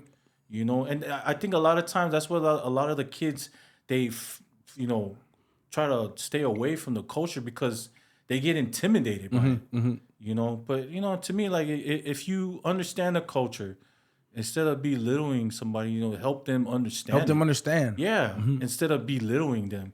Because I think that's why a lot of our kids are breaking away from the culture because they don't understand and they're intimidated by it. So, yeah. Well, I agree with that. Yeah. I agree with that. I see that, like, I know that part of practicing the culture is important. So, like, I grew up around the falavalaves. Yeah. It's my fault that I don't speak the language. Like, because, you know, like, I understand Greek and Hebrew, and I don't speak my language just because I didn't take the time. Wow, you know? That's good. Like, yeah, because, you know, in seminary, you're forced to learn it, right? Yeah. So I can read it, you know, I can understand the words, I can, you know. And so I know a lot of it is I didn't commit the language. Yeah. I didn't commit myself to learning the language. And I could if I wasn't, you know, if I took the time. But I need to take that time. And at the same time, you know, on the other side, the people that do know the culture and the language and all that, man, your job, if you're trying to preserve the language and the culture like you say you are, is to make it understandable for the kids, you know, make it so that, hey, when you mess up or you don't do something right, okay, explain it to them instead of just like making them look like a fool. Because now you're not perpetuating the culture at all. Yep. Because when you come down to it, it's a beautiful culture. It is. When it's done with respect, when it's not about the money, right? When it's not just, it's meant to help the family, it's not hurt the family and not hurt your own family. Exactly. You know what I'm saying? Like, it's a beautiful culture. It is. You know? But a lot of things get messed up in it. And part of it is how you communicate it. Part of it is like doing things for show. It shouldn't ever be for show, you know? That's right. That's the word I was looking for show. Yeah. You know, don't go out there and show off because you know your culture better than one other person. You know what I mean? But that's true. I agree with that. Yeah. Yeah. Man, so what's your goals for like for your content? For the Real Ati? My goal every time is just, you know, to make people laugh. You know, that's just my goal, period, for my content. It's just to make people laugh. And like I always say, whatever comes my way because of my content, you know, that to me, that's a blessing from God. But then, you know, I'm just looking forward to just making more content and just keeping that audience and that support. You know, just love my content that I make. Yeah. Yeah. So. Are you do you like doing the shows though? You like that? Like, you like the acting and all that? Yeah, it's fun. It's fun. It's something new. You know, you're actually using what you learn from your content, like acting, and putting it out there, you know, to, you know, explore Hollywood, I guess. Yeah. Yeah, because it was an experience. It was definitely an experience, and it's it's long days. Yeah. Acting is long days. For how many seconds of screen time? Oh man, probably like a 3-minute scene. That's crazy. Yeah, Man. and it's like a freaking long. Yeah. Day. Were you in Samoa? Was Next Goal? No, it was filmed here. It was filmed here. It was filmed in Waipahu Waipahu. at the soccer field. You know, it's behind Waipahu High School, the Yeah, soccer the complex. complex? They filmed everything back there. That looked very Samoan. It did. A lot of the scenes, like the practice scenes, they filmed it in Kaneohe side. Oh, for real? But the games and stuff, they filmed it at the soccer complex. Wow. Yeah. Dude, that's crazy. I didn't even know that. Yeah. When was that being filmed? Man, it started before the pandemic. For real? Filming started in 2019, and they finally released the movie. So you were done with it back then? We was done before the pandemic. And you couldn't talk about it? No. Sign the NDA and all that? Yeah, couldn't talk about it. Damn, bro. Yeah. So you couldn't flex, like you couldn't flex on those guys. No. Well, what is he even doing that for? Right. You're never gonna be in a movie for 4 years, bro. I know, Yeah, 4 years. That's crazy. It took a long time. Dude, Michael Fassbender was in it, bro. Yeah. Dude, that's crazy that you was in that movie. And Taika. Yeah. Taika was in it. There was a lot of superstars that were in the movie. Bro, Taika Waititi, you work for him, man. Yeah, man. Funny guy. Man. How was it watching them work, bro? The production, was it nuts? I don't know. It's crazy. When you actually see like a star in real person, it feels weird. You know, rather than seeing them in person than on TV. That's how I felt when I saw you, bro. When I saw you at the because we had talked on social media. It feels weird. I was like, what if he might not know? I gotta walk up to him. I just gotta say hi, bro. I just parked right by your truck on accident. I just walked out. I was like, hey, that's him. I know. It's like he blends in with everybody else. Yeah. Like you just look at him and you just, I don't know. Because when you see them on TV, you know, oh, that's Taika. Yeah. And then when you see him in person, it's like, wow, that's Taika. You know? That's Taika. That's my cousin. Man. No, we ain't related to him. He's Maori. Yeah. That's not us. Man. It's crazy though. Yeah. That was an experience though. Seeing him work, that's crazy, man. That's a man, to see him come up. Michael Fassbender, I was starstruck. Yeah. Yeah. That's crazy that he Seeing Magneto. Yeah, Magneto Man. trying to teach soccer. Yeah. He's small though. For real? In person, he's small. Oh, they make him look tall though. That's what I mean. When you see them in person, they look so different from when you see them on TV. They look smaller. Yeah, because I thought he was tall. He looked tall. No, he's short. Yeah? Yeah. Taika's tall. Wow. Yeah. And how long was the filming of that movie? Man, I think it was like 3 months. Yeah. 3 or 4 months. Wow. Yeah. And you had to keep that a secret. Yeah. That's so crazy. And it's long days. That was a wild trailer though. He said that I started off this not knowing anything about soccer, and after filming this movie, I feel like I know less. I was like, what? It's crazy the history of the American Samoa soccer team. It's crazy, bro. 31-0. Yeah. 31-0. Dude, that's crazy, man. Yeah. I gotta watch the movie. I haven't watched it yet. Have you seen the documentary? No. Yeah, you have to watch the documentary. I've never seen anything. Yeah, watch the documentary to fully understand it. Yeah. And then when you watch the movie, then you'll know. But the documentary, I think the documentary is really good. Yeah. Yeah. I mean, you gotta start somewhere, right? Yeah. And that's tough. But Samoa, like you said, Samoan culture, bro, we just laugh, they'll laugh at that, like, bro, look at those guys. I think the big thing about it is because it was based on American Samoa. Mm-hmm. So a lot of Samoans were really looking forward to watching this movie. I mean, being a part of it was even big too, because there was a lot of Samoans that came out. Man, that's awesome, bro. Yeah. And then there was Russell Satelli was in that too, Yeah, right? Russell's in that movie. Okay. Yeah. Yeah. A lot of the content creators are in the movie. Dude, that's awesome, man. Yeah. So that's what I mean. I wish Hawaii had a local show that featured some of the local content creators. Yeah. Yeah. Like I wonder how you could do that. Like what if you facilitated something like that? Man, I know. I mean, I don't know how to go about it, but I wish there was some way that, we can have a local show. Yeah. Yeah. Because how were you guys doing? Who was cutting up all the collaborations you guys were doing during COVID? Like, were you guys doing that? Because you guys used to do. I know I saw you in a bunch of videos with everybody like together, like all kinds of different people. Yeah, it goes back and forth. So whoever comes up with an idea, they would direct and edit and produce all of that. So whoever's idea for the video, they pretty much recorded and did everything. Yeah. Yeah. So I mean, we did a lot of like Kulani Watson, Russell, and then the Tongan guy with the long hair, David.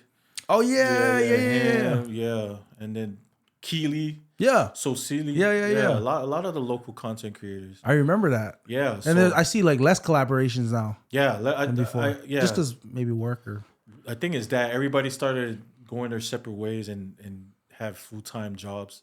Because a lot of the content creators, a lot of them have full time jobs that they tend to, and doing content was like a side thing for everybody. yeah. Yeah. So Man, but it was cool. Like I think one of the benefits of comedy is, bro, just sometimes people just need to laugh. You know what I'm saying? Like Laughing, they just need to laugh, yeah, bro. it's best Life medicine sucks sometimes. You know, like does. you just gotta laugh, bro. That's what I mean. You know, when I'm stressed out and I make videos, that's my stress reliever. Yeah. I mean, even watching other content creators, it's a stress reliever. But like you said, like laughing is the best medicine for everything sometimes. Yeah. Bro, did you ever think about doing stand up or anything like that? Oh man. No.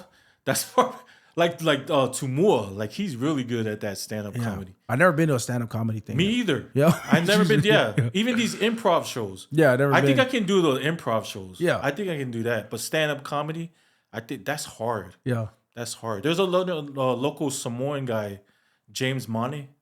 Yeah, he does stand-up comedy, and him and Tumua, like they make it look so easy. Yeah. But that's tough. That's like going up there and then freestyle rapping. You know what I'd rather freestyle rap than try to make people laugh. Like, I could probably make people laugh freestyle rapping. Right? See, right there. But that's what I mean. Stand-up comedy, I think that's tough. Yeah, that seems tough. But the guys that do it, they make it seem so easy, man. Yeah. And they're funny. Yeah. Because if your stuff's not funny, nah. Yeah, it's right there. It's feedback. Yeah, that's the last place you want to be if you ain't funny, man. Yeah, you can't pull that down. You know what I mean? That's up. Yeah. Dang, man. Yeah. But I mean, people always ask me that, but then I don't know. I don't know how would I do. Yeah. But I mean, I think I'll try experience it one time. Yeah. And see what happens. Try it at your youth group first.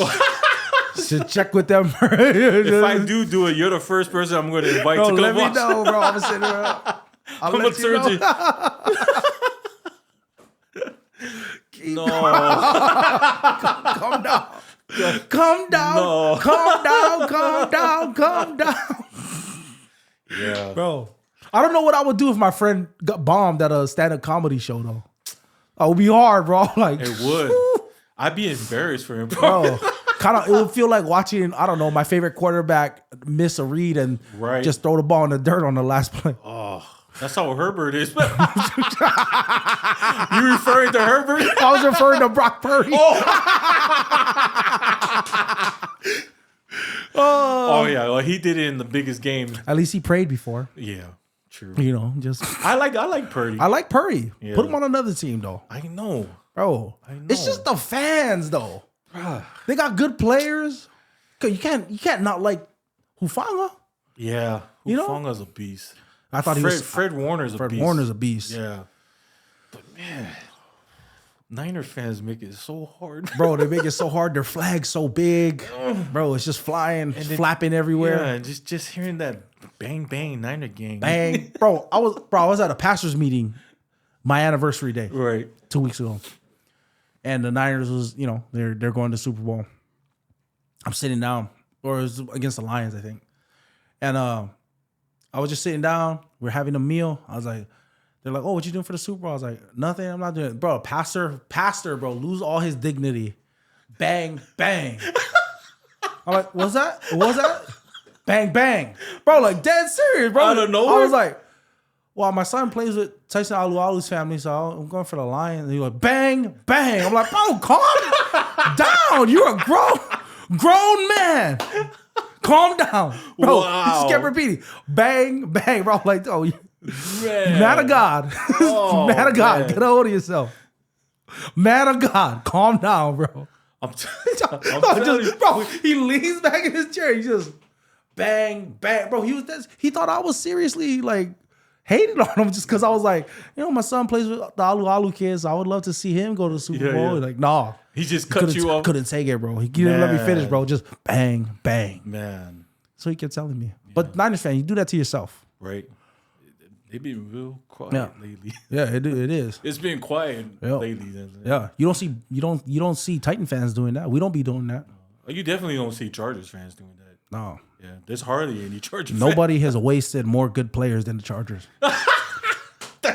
Oh man, Bro, it's hard, bro. It's hard watching you guys, man. it is Philip. Because you guys look like you guys look. Oh, they're the best. They got good Austin Eckler. They got good line. They got the best quarterback. They got Keenan Allen. It's coaching, man. Is that what it is? I truly believe it's coaching. Yeah, always though. It's always. Do you remember back in the day when you guys had Phillip Rivers? Yeah. And you guys had LaDainian Tomlinson still in his prime? Man, yeah. Then you guys decided, I know we've been running the ball with Lorenzo Neal blocking and we've been smashed. You know what we're going to do? We're going to pass 40 times a game. Ugh. Remember that? That's what you guys did that. You guys wasted LaDainian Tomlinson's last 2 years. That's what I mean. And I hope we don't do that with Herbert. Bro. Yeah.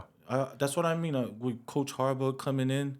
It's going to be good. He's going to change the atmosphere around the Chargers. Man. Bro, but that guy you guys got from USC, he's solid, bro. Oh, yeah. Oh, man. Tuli? Yeah. Tuli Tuipulotu, yeah. Tuipulotu? Yeah. He's a beast. Yeah, he's a beast, bro. Yeah. That guy's good, man. Yeah. We got to get rid of Bosa. What?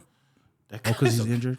Nah, he's a crybaby, man. What? Is he crybaby? I mean, he's a beast, but man, he cries. Okay, you see that? Do you see that? That's how somebody be honest. That's an honest fan base. The Chargers are honest with their players. Yeah. 49ers, bro, you couldn't say anything bad about their players. They'll start crying. True. Bro, they start defending Chase Young. True. He just got there, guys. Calm down. He's not that good. Exactly. I mean, he had that one sack in the Super Bowl. But before that, like, where was he? Yeah. But I shouldn't even be talking, bro. I'm not good. I can't get out there. I can't. Bang, bang. Niner game. Nah, Titans coming, though. I can't wait for next year's 7-9 season. 7-10. That's what I got to look forward to, bro. Did you guys get a coach yet? I have no idea, bro. I almost thought of switching again. We interviewed Mike Vrabel too. Yeah. Yeah. I'm thinking of becoming a Chargers fan. Really? Yeah, I really am. Oh man. Bro, it sucks. It sucks being a Titan fan. The day you become a Chargers fan, you better let me know. Bro, I'll let you know, bro. Yeah. But I can't be out there getting the heat with you, bro. Oh man. I can't be hating. I can only hate right now. I got you with me, but I can't hate by myself on the Niners. Exactly. It's too much to deal with. I can't deal with it. Man. Dude, so you got into football. You like football? Yeah. Yeah? Yeah. We gotta watch a game one day. I know. Have you been to a game? I've been to a baseball game, a basketball game, never been to a football game. Man. I've only been to a college game. For real? Was it good? Yeah. It was good. It was in West Virginia. What school? I went to Marshall University. I'm tired. No offense to Marshall, but like no, because my wife's cousin played for Marshall. Oh, yeah. Why'd you tell me that first? No, but I'm not. Right. But you're right. That first. You know, like Marshall. Yeah, it's not like ideal. It's not like one in the big house watching Ohio State play. You know. I mean, they were playing West Virginia. Dang. Yeah, Mountaineers. Yeah, but what was that when they had Pat White? No, they had that other white guy. Oh, I forget his name. But Randy Moss went to Marshall. Yeah, Randy Moss went to Marshall. Byron Leftwich went to Marshall. Yeah. Yep. And that other quarterback too from the Jets, the white guy. I forgot his name. Quarterback. Yeah. Chad Pennington. Oh yeah. He went to Marshall. Yeah. Noodle arm, Chad Pennington. He didn't have the strongest arm, right? That's what they said. That's what they said about him. I didn't say that about him. That's what people said. Yeah. Dang, man. Yeah, I really want to watch a game, but dude, it's so expensive and it is. I want to go to a Laker game too. Like I always tell my wife. Yeah. I want to go to a Laker game. Bro, one day. Dude, wait. So what is your Sundays like? Because you're over there at the food truck? Yeah. Speaking of, I don't know what. So we used to have service 6 in the evening. Oh, okay. Yeah. So that gave us time to work in the morning. Yeah. And then right after we work, and then we go to service. That was before my father-in-law left. Oh, okay. So now that he's gone, so we're trying to find a church building right now. And it's been tough because that's the hard thing about having a church here in Hawaii is trying to find a building, especially for Samoan churches. Yeah, a lot of them have it at church cafeterias, the gym, or even outside in the park. We were, like I said, having church at that building in Miley, and then when we left that, and then right now like we have church at our Sing Park. Oh, Sing Park? Yeah, at the rec room over there. Oh, for real? Yeah. So you guys are setting up and tearing down and all that. Yeah. So we set up the chairs, and then man, that was the toughest thing being on praise and worship, because I was the one setting up the instruments, the speakers, the mics. Yeah. So when earlier before we started, when I was watching you do everything, I was like, wow, I know how you feel. Yeah. 'Cause I was doing that by myself. Yeah. Yeah, it was just me. I had no help. I was Dang. setting up the monitors for the I almost smashed your fingers using them, putting the monitors up. Yeah. When you gotta hold it and Yeah. stick the pin in. and the speakers, and then even the words, setting up the words on the laptop. Yeah. I had to do all that. For real? Yeah, Wow. yeah. So like I was a one-man team, like me and my wife. Yeah. And eventually we started bringing in church members, and they started helping us do the words. But we're even the one doing the Typing it in? typing in the words every Sunday, getting it Dang. ready for praise and worship, making sure the monitors work and the words are on. Yeah. The announcements, the bulletins, All of the that. pastors of Bible readings and everything. Dang. Setting all that up. Wow. Who's a wife y'all over there now? Right now we have our assistant pastor watching, because he's only going to be gone for 2 years. Oh, okay. So he's like on a 2-year mission, and Yeah. he's going to come back. Oh, wow. Yeah, so we have our assistant pastor watching over service. Okay. Yeah, so Dang, man. So you guys are doing a lot. yeah, so we were like a one-man team, because my father-in-law, he was also our lead keyboardist. For real? So he played the keyboard And then go preach? and he preached Oh, after. bro. And then I'm the one playing the drums, and then I gotta go do the bulletins with this. And then my wife's singing, and she's the one doing. So who's patting when he's preaching? Huh? Who, like what you nobody pat you patting with the drums? No, no, I can't do it. No So, pat. so when he wants to sing a song, I gotta leave the key and go back on. But then when he's preaching and he wants to sing, he has to go back onto the keyboard. Bro, your wife must be talented though. She must come from a talented Yeah. musical family and Yeah, stuff. it's all from their dad. Yeah. Their dad, he's a very talented man. Yeah. Many talents, man. So that's what I mean. Like I learned everything I know about the ministry. I learned from him. From media to running the praise and worship, whatever ministry there is, I learned all that from him. Yeah. Because when I was going to my dad, I didn't know anything. I was just a bus driver. Because you know every AOG had an AOG van that There's picked an every- AOG van. Yeah, so I would pick up our church members from KPT, Camp 4, Mayor Wrights, all houses, Yeah. Palolo, and then I bring them to our service. Dang. But with my father-in-law, when I came in, he taught me everything. Because there's only 2 of them. My wife's a twin. Oh, for real? Yeah, her and her sister. So there was only them 2 and him. Yeah. So he didn't really have That any- were serving and doing that was serving okay. in their ministry. And then when I came on board, I jumped in. And what year was that you came on board? Helped them out. 2008. Oh, for real? Okay. Yeah, Just graduated 2008. from high school. Yeah, so from 2008 till now, I've been doing ministry with Man. him. See, that's a lot, man. Yeah, so I wasn't really into ministry until I met him, Yeah. because And when did you guys get married? 2011. 2011. Okay. Yeah. Okay. And I always try to avoid doing church stuff Yeah. growing up, because to me it was, growing up as, like I said, as a pastor's kid, that was, one of the things that a lot of the kids try to avoid. Mm-hmm. And I didn't really understand church and ministry until I met him. Yeah. So that's what I mean. I was a one-man team, and watching you set up everything, I was like, wow. No. I just got flashbacks. Dude, I'm trying to help. I'm trying to get my brother and teach my brother. My sister, she's like way more talented than me. But she's like in Kailua now with her husband and doing their thing. Yeah. But my brother, I'm trying to teach my brother them, and I'm trying to teach like my little sister who's like in high school still. Cause one of my goals, like just what your family is doing, is a huge blessing. Cause like I said, my dad's like that too. But you guys being able to do it as a family is such a blessing. So Yeah. I started like CNEA Media. My wife and I started it. But like my goal is like eventually I am doing other people's content. I am helping people like strategize how they're going to communicate to the world. But I really wanted to do something where my family can do it together, That's right. and like where we can serve together. Because when you think about it, like in scripture, this is how I think. But there's no distinction between what's not worship and what's worship, right? As a Christian, right? Everything that you do is worship to God. Everything you do is ministry to God, right? Like it's like, what does Paul say, right? In everything that you do, whether you eat or drink, right? Do all to the glory of God. Everything should be done to the glory of God. And so part of that is like starting this like podcast. That was part of the deal. Is I really wanted to like do something where my family could do it together. Yeah. Where we could all serve together. So what you guys are doing to me is like an encouragement, seeing your family, because it's not easy working with family. It's not easy just adding the stress of business to your family and all that. True. And at the same time, there's a beauty in being able to build something together in your family. Yep. That's true. Yeah. Yeah. That's good. Yeah, just thinking about it, man. Yeah. No, what you guys are doing, man, is good, bro. I think you gotta like, man, it's like, there's not like you say to me, I think like, man, that's an encouragement to like anybody out there that wants to do business, anybody out there that wants to do something with their family. It is possible, you know. Even ministry, In ministry, yeah. Like yourself, like how did you know you wanted to be a pastor? You know, let me tell you this. I went up to play football. Doing your first sermon, like, was that nerve-wracking for you? I still remember my first sermon. Yeah. It was Ruth.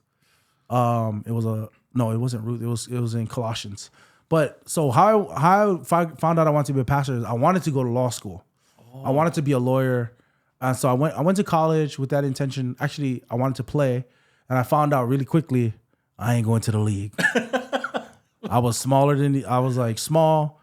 and I was slow. So like my coach, he coaches at Auburn now. But yeah, he said that I was built like a DB, but I ran like an O lineman. Wow. I wasn't about to go to the pros, but it was good for me to know that. But one of the things that happened when I was in college is I had some friends that started reading their Bible more and studying the Bible. And so I always loved serving. Like my dad raised me in the church. And so I started studying the Bible, bro. And I found out like, man, I really love God. I really love Jesus. I really think that, man, everything else can be taken away. Because when you go to college, like I say it jokingly, but when you find out you're not going to be playing for a long time, bro, it's devastating. It is. You gave your whole life to it. You gave your whole life to playing, and now that was your dream. That's your dream, and your dream, like you ain't gonna make your dream, and it's not because anything, not because you got injured. It's not because that you're just not good enough. Yep, you're not good enough. And so, coming to that realization, I was like, man, this sucks. You know, I was kind of sad, but I realized, man, if God takes away football, if he takes away sports, if he takes away school or wanting to be a lawyer. So my next best thing, right, was, well, if I can't play football, let me just do well in school. And I killed it in school. I was a terrible student at Yolani, but like for whatever reason, I did really well in college and wanted to go to law school. But talking to my friends, learning more about Jesus, bro, I was just like, man, what was my biggest heart's desire was coming back home and telling people about Jesus, telling them about God, teaching them about the freedom that comes with following Jesus, that it's not about the money. Yep. It's crazy. It's not about the money. It's not about all these other things that people have distorted the gospel, right? And like made it about stuff it doesn't have to be about. Mm-hmm. So like my heart was always like, man, come home and share the gospel. I always wanted to be in Waipahu. Like I had no dreams outside of living in Waipahu. Just Waipahu. Yeah. And so I came home, met my wife. She had just graduated from Stanford, and she came home with that same kind of heart too, that she had left her job as an engineer. Wow. She had left her job to volunteer with the youth, you know? And so meeting her and talking with her and just seeing what she was doing, I was like, man, I want to do that too. And we gave up a lot. We gave up a lot of dreams. We gave up a lot of like, you know, opportunity to look successful in the world's eyes, right, to plant a church, to be a part of a church. Got a part of a church, started serving.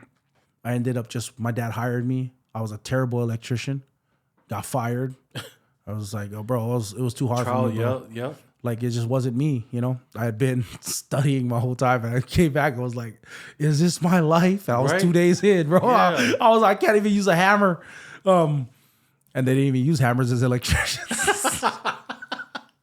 Bro, like, it was so bad, bro. Like, one time, dude, I showed up for work, and I, like, at 6:58, I was like, oh, I gotta use the bathroom. Bro, I went to a porta potty use. I just sat down and just watched my phone. I was like, wow. I was like, I'm just like, I'm just beat, bro. I can't do this. So I was a terrible worker. Probably should have just sucked it up. But I got hired by a church part-time. And so I was part-time there just serving. And it was kind of at that time where I was like, man, you know, I want to go learn more about the Bible so I can teach people. And so that's kind of what led me to getting hired at the church, going to seminary. And then because I didn't want to just jump in and just teach stuff that wasn't true. Like I wanted to understand the Bible, wanted to understand what was actually being said so I can teach people. And so that's kind of where God led me. So my wife ended up going back to work as an engineer and took care of our family while I went to school. Oh, okay. Yeah, she kind of held it down as an engineer. Was that all here in Hawaii? In Hawaii, yeah. So my school was in Portland, so I would fly up to do classes, right, and then come back home and do my work, and then fly up. You know, so I was doing that. Yeah. And So that was part of and my goal was always I wanted to do that because I knew that something happens in Hawaii. So if you send a pastor away to get trained in a lot of the churches, in the seminaries in the mainland or something like that, the chances of them coming home and trying to readjust to being home is too hard. Cost of living is too much. Yeah. The culture is too much. And they've been out of Hawaii so much that, you know, like military kids coming in, they haven't gained the trust of anybody. And so I wanted to be in Hawaii serving. And that's what kind of led me to ministry. Oh, okay. Yeah, man. So at the church I was at, I did missions. I did global missions, so Vietnam, Southeast Asia. Wow. And then preaching, and then a lot of community, like leading, teaching classes and small groups, and then helping out with the youth, which I wasn't doing before, but we lost our youth leaders. I had to step in. Hated it, bro. I hated youth ministry. Ended up loving it later. Oh, okay. And then eventually from there, after like 9 years, they sent us out to plant last year. Wow. So been a decade in ministry now. Really? Yep, 10 years. Yeah, it's been a blessing, man. So now that's what I do now. Yeah, it flew by. Yeah, man. But yeah, man, like I would never give it up for anything. Like I love the ministry, and I love, I think there's a lot of things that there's a lot of wrong that churches have done in the name of Jesus, for sure. But at the same time, most of the churches I know, most of the people I know that are Christians have nothing to do with any of that stuff, you know? And I agree. So sharing the gospel with people, that's like just what I love to do, you know? That's good. Yeah. That's good. No. Yeah. That's why I said you remind me of my father-in-law. Oh, yeah? Yeah, you remember, I got to meet that guy. Yeah, Man, you'll love him. I got to meet him. I think you guys have a lot in common. Yeah? You remind me so much of him. That's what I mean. Just, you know, being a young pastor, because he was a young pastor at first. And then just his own, you know, himself, you know, and you feed off that good energy. Even when I first came in the house until now, like I feel like I've known you. Oh man, I appreciate that. That's how I feel. Yeah.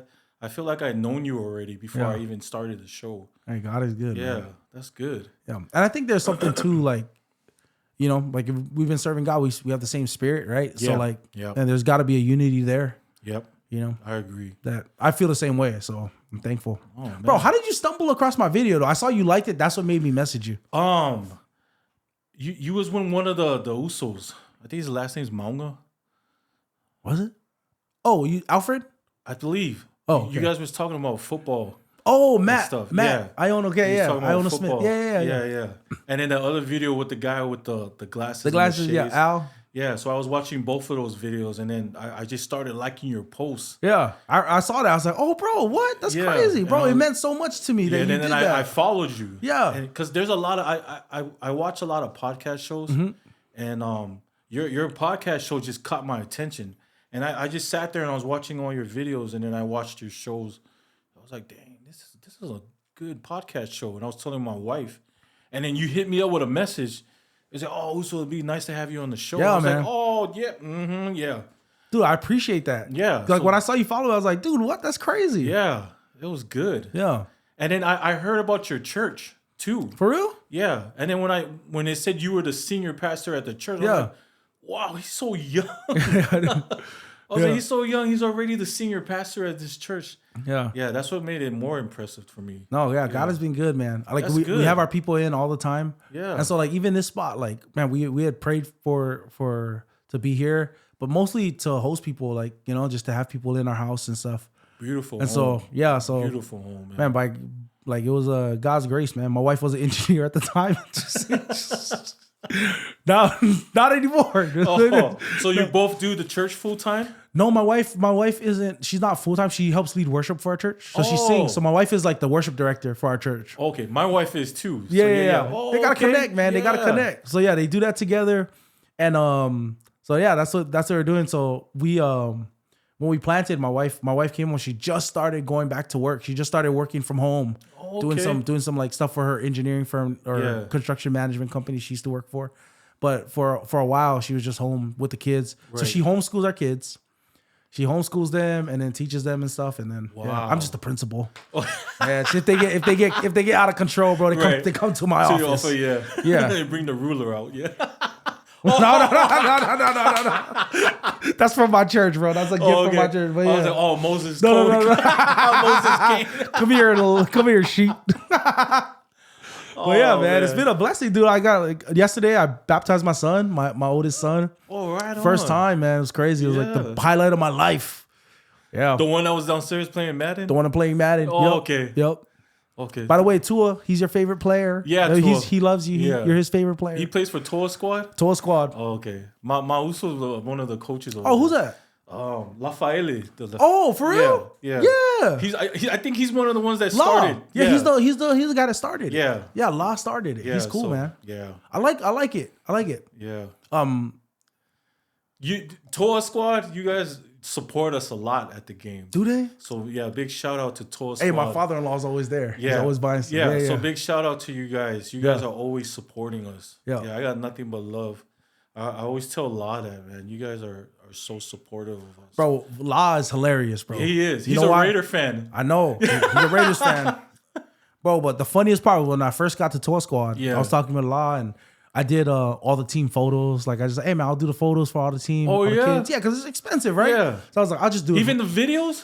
I did some videos for the teams. Yeah, some videos. I saw that. Yeah, so but then I just shot all the kids, all the 13 teams. Yeah, and yeah. And then I said, I was like, bro, I was talking with him about it, and he was just, we were chopping it up, and he goes, bro, when I started this, I was trying to be, subtle. I didn't want nobody to know, this is, Samoans can do things good too, but, Tour Squad, man, they don't know what that is. I'm like, bro, I think everybody knows we're the Samoan team. He goes, nobody can see us. The name speaks for itself, Tour Tour Squad. He was like, Tour, what you think about? Who knows? But, Tour Samoa. I was like, I knew. I made the connection. We're definitely Samoan, bro. I was like, no one's surprised that we got a bunch of Samoans out here. Oh, Tour all over the world. I believe everybody knows everybody that Tour. Everybody knows Tour Squad. Yeah, we're Samoan team. Right? Oh, bro. But yeah, that's cool, man. I do like seeing that, though. Like, I like the community involvement. I do. Yeah. Like, It's grown. Tour Squad's grown. It's huge, bro. It is. Yeah. I remember when they first started the team, and now, like, seeing it now, like, I see nothing but Tour Squad shirts and jerseys. Yeah. I'm like, wow. It's just a cool branding, man. Yeah, they really did it. Look at that. Give me a hat. Yeah. Let's get the hat right here. Man, I take it. Represent, bro. Yeah. I took the photos, got a hat. I loved it. I was like, bro, give me more. Right? I like the branding, though. Yeah. The branding matters, bro. Just like you. Yeah. Is that your shirt? No, it's my shirt, but it's through one of the Usos that in Utah. Oh, for real? Yeah. So he helped me do my shirts. That's a sick shirt. Is that your logo? Yeah, that's my face. Hey, bro, I like, bro, they did the extra long beard on you though. Yeah, that time I had a long. Oh, beard. for real? Yeah, okay. So I trimmed my beard. Oh, that's sick though. Yeah, so that's sick, man. There's a lot. That's why I said there's a lot of Polynesian Samoan. A lot of them do apparels. Yeah, like shirts. Yeah, and they reach out to me, and that's what I love. I love to promote Samoan business owners or anybody. Has there ever been time when you had to turn people away? No. Oh, for real? No. Anybody that reaches out to me, I always try to promote their stuff and rock it in my videos. Yeah. So Tanoa, he ain't gonna. Don't be afraid. Yeah. Tanoa, don't be scared. Yeah, Loud knows. Uso knows. Yeah. I'd be happy to represent and promote Tour Squad. Oh, I meant Tanoa. Oh, yeah. Don't be afraid. They just scared of you. They're intimidated. Tanoa, yeah. They're intimidated. They don't want. They're like, I don't know if he might. Hit us both of them. He might reject it. Yeah. You can video the video that I'm promoting. I'll do photos, whatever I gotta do to get a free shirt. Right. Times is hard. Oh man, bro, those shirts is nice though. They are. They feel good too. They feel good. Yeah. They feel good. Man. I got some Tanoa shirts I gotta fit back into though. My wardrobe is slightly smaller. I need now. to get some Tanoa shirts. Yeah, man. Yeah, dude, it's sick, man. But yeah, you got merch you sell too? Yeah. Well, now we are. Yeah, so we just started doing shirts for myself. That's a clean shirt, though. Yeah, so we're gonna start selling them. Where do you get that one from? This one's from his Village Made brand. His from Utah. Oh, Village Made. Yeah, Village Made. Not brand. The Village. I wish. Yeah, but Village Made brand. He's the one that does my shirts. We collab. Bro, that's together. A nice like black. That's a nice shirt. Yeah. Dang. Black is my favorite. I'm not gonna feel the material, but it looks. Yeah, it feels good. Yeah, it feels good. It looks like it feels good. It does. Man. It does. Yeah. What you got going on the rest of the day? Nothing much. President's Day, you off? Yeah. Yeah. So I was excited to come on the show. I wanted to come on last week. Yeah. But man, we had a little miscommunication. I know, bro. Yeah. Wait, I thought it was Thursday. Yeah, you said the 15th, but it was really on the 14th. Yeah. So because I thought I said Thursday. Thursday I was teaching a class. I meant to say Wednesday. Oh, okay. I messed up, bro. Yeah, I felt so Valentine's. bad, No, bro. it's all good. So today, I was just looking forward to doing the show. Yeah. Were you at Cunha today or are you off completely? No, we're completely off Okay, today. okay. So we were scheduled to come on at 6, but I wanted to get it started. I was excited. Yeah, it's That's good, why man. I hit you up. I can't come 2:00, 2:30. It was perfect, bro. Not all my kids wasn't home, bro. Oh, It would've been- okay. it's crazy when they're all home, though. Man, I So bet. 6 they would have been home. Just wild, bro. I But these know. mics don't pick up too much, so Oh, okay. yeah. We probably would have been louder in here than out there. Oh yeah, bro. I would love to just see like what kind of what you do with your content, man. Because I'm like, man, I know that just producing content, I'm like, it's hard to scale. It is. It's hard to scale. But like I was telling you, the most challenging part of doing it is coming out with new content. Because every time I'm driving around or I'm somewhere and an idea comes into my head, I jot it down, and then I try to make content out of it. Yeah. Yeah. So Do you use like content like are you on YouTube as well? yeah, I have a YouTube channel, Facebook, TikTok, Instagram. Yeah. Okay. Yeah. YouTube. Yeah, trying to get the subscribers up there. Yeah. What do you got right now? 18,000. Dang. Yeah. Well, you monetized already. Yeah. Yeah, that's good. Yeah. That's the good thing about it. Yeah. Yeah. I'm getting paid to do Yeah, videos. you're getting paid to do videos. Yeah. That's the good thing about it. Yeah, but you got to you're trying to translate your short form into long form. Is that what it is? Yeah. Yeah, pretty much. Man. Yeah. See, so something like that, I guess it would help if there was a show that could help like facilitate that. Yeah. Because short form and long form is like it's two different types of communication, you know? Right. Right. Man. That's what I mean. That would be so awesome if there was a show for local content creators.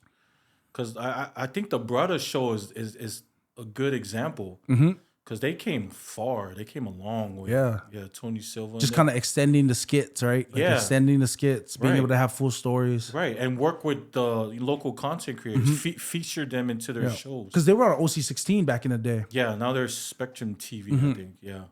Yeah, so I wonder if something like that could happen. Yeah, there's a lot of local shows that are still on, that's been on for the longest. Yeah. Like they haven't really brought out any new shows. You know what I mean?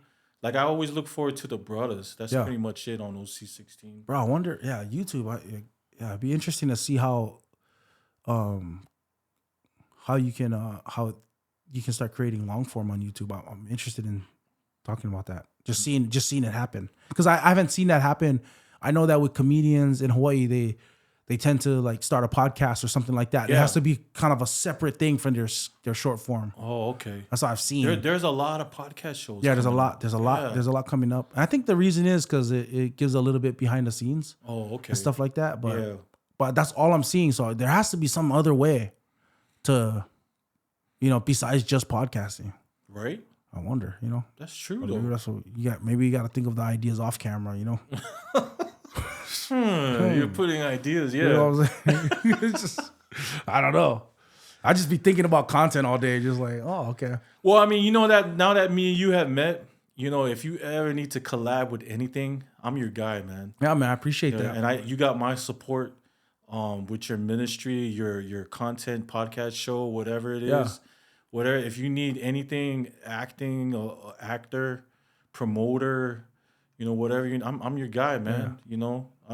You're my cousin, man. Oh, we related, bro, for sure, for sure. Yeah, but for real though. Yeah. For real though, I'd be happy to work with you, man. I appreciate that, man. Yeah, for real. It's been people that do your kind of field of work, I admire that. A videographer, because having a little bit of experience with my church doing media, that's how I fell in love into doing content. Because I like recording, I like being behind and in front of the camera, and if you need anything that has to do with video collabing, just let me know, man. Yeah, I appreciate that. Yep. My church is trying to figure out how to do it too, because I take all the photos. You're probably so- the best guy to teach that. No, so I'm taking all the photos, right? Yeah. So in all the church photos we post on our social media, I'm not in it. because we can't ever get it. Like, but I see your sermons too. You're recording yourself. You're doing all that. Yeah, well, we got there's one guy, our sound guy. Yeah, bro, the best sound guy on the island, bro. Like, I'm so thankful that he's I'm so thankful he's a part of our church. So his wife is our exec at our church. Oh, okay. So she's home run record, Kelly Elms. She's legit. Kelly Majum. She was on your show. Yeah. So Kelly, she does all the softball commentary. What? Yeah, she's excellent. She's the one that, what's her name? The girl from Campbell, Oklahoma, tied her record. Yeah. That was her record. What? Yeah. So, and then her husband is the strength coach at UH. Yeah. So he's our sound guy as well. Excellent, bro. He's unreal. But he sets up the live streaming equipment now. So all the cameras and all that, he sets it up for us. And then we live stream it to YouTube. And then the hard part we're trying to figure out is how we cut it up, because people don't understand that too. Like, cutting up stuff takes time, and it's more time than I have. It's a lot. Do you do all the editing? I cut up the stuff, and then at the same time you got to do your podcast. Yeah. So the hard part is right now. The reason my podcast I'm not more episodes in is because I do have to focus on just right now. The way I provide for my family is through helping other people. Right. And so I need to take precedent, Yeah. And then what comes last is actually my podcast, which my hope is that this will be a part of the ministry. I think one thing I love is hearing people's stories. I love hearing, just talking with people. And I think that a lot of times, the emphasis in the church is the pastor, and I'm always preaching. my church always hears from me. Yeah. But if they can hear from other people, that'll be, because God, my dad, like I said, he raised me in the church, but he's been an electrician my whole life almost, And so I've seen somebody follow Jesus that doesn't look like what it looks like for a pastor to follow Jesus. Right. It's a completely different life. He don't wake up. He's waking up at 4 a.m. to beat traffic to go to work, Right. He don't have the time to wake up and sometimes the pastors be like, you got to wake up and he spend that hour in the word, he can't do that like I can do that right now. That's part of my life. So I do think hearing from other people is helpful for our church and stuff like that. So my thing is I'm a husband, I'm a follower of Jesus, and my main thing before my podcasting, for anything else, I'm a pastor of my church, Yep. And so everything that I'm doing has to support the ministry and not take away from it. Yep. And so part of that is eventually I want to not have to do the other work I'm doing and focus on this and the church and stuff like that. So, right. Yep. But if everything else went and the Lord said, shut the podcast down, focus just on the church, that's what we're willing to do.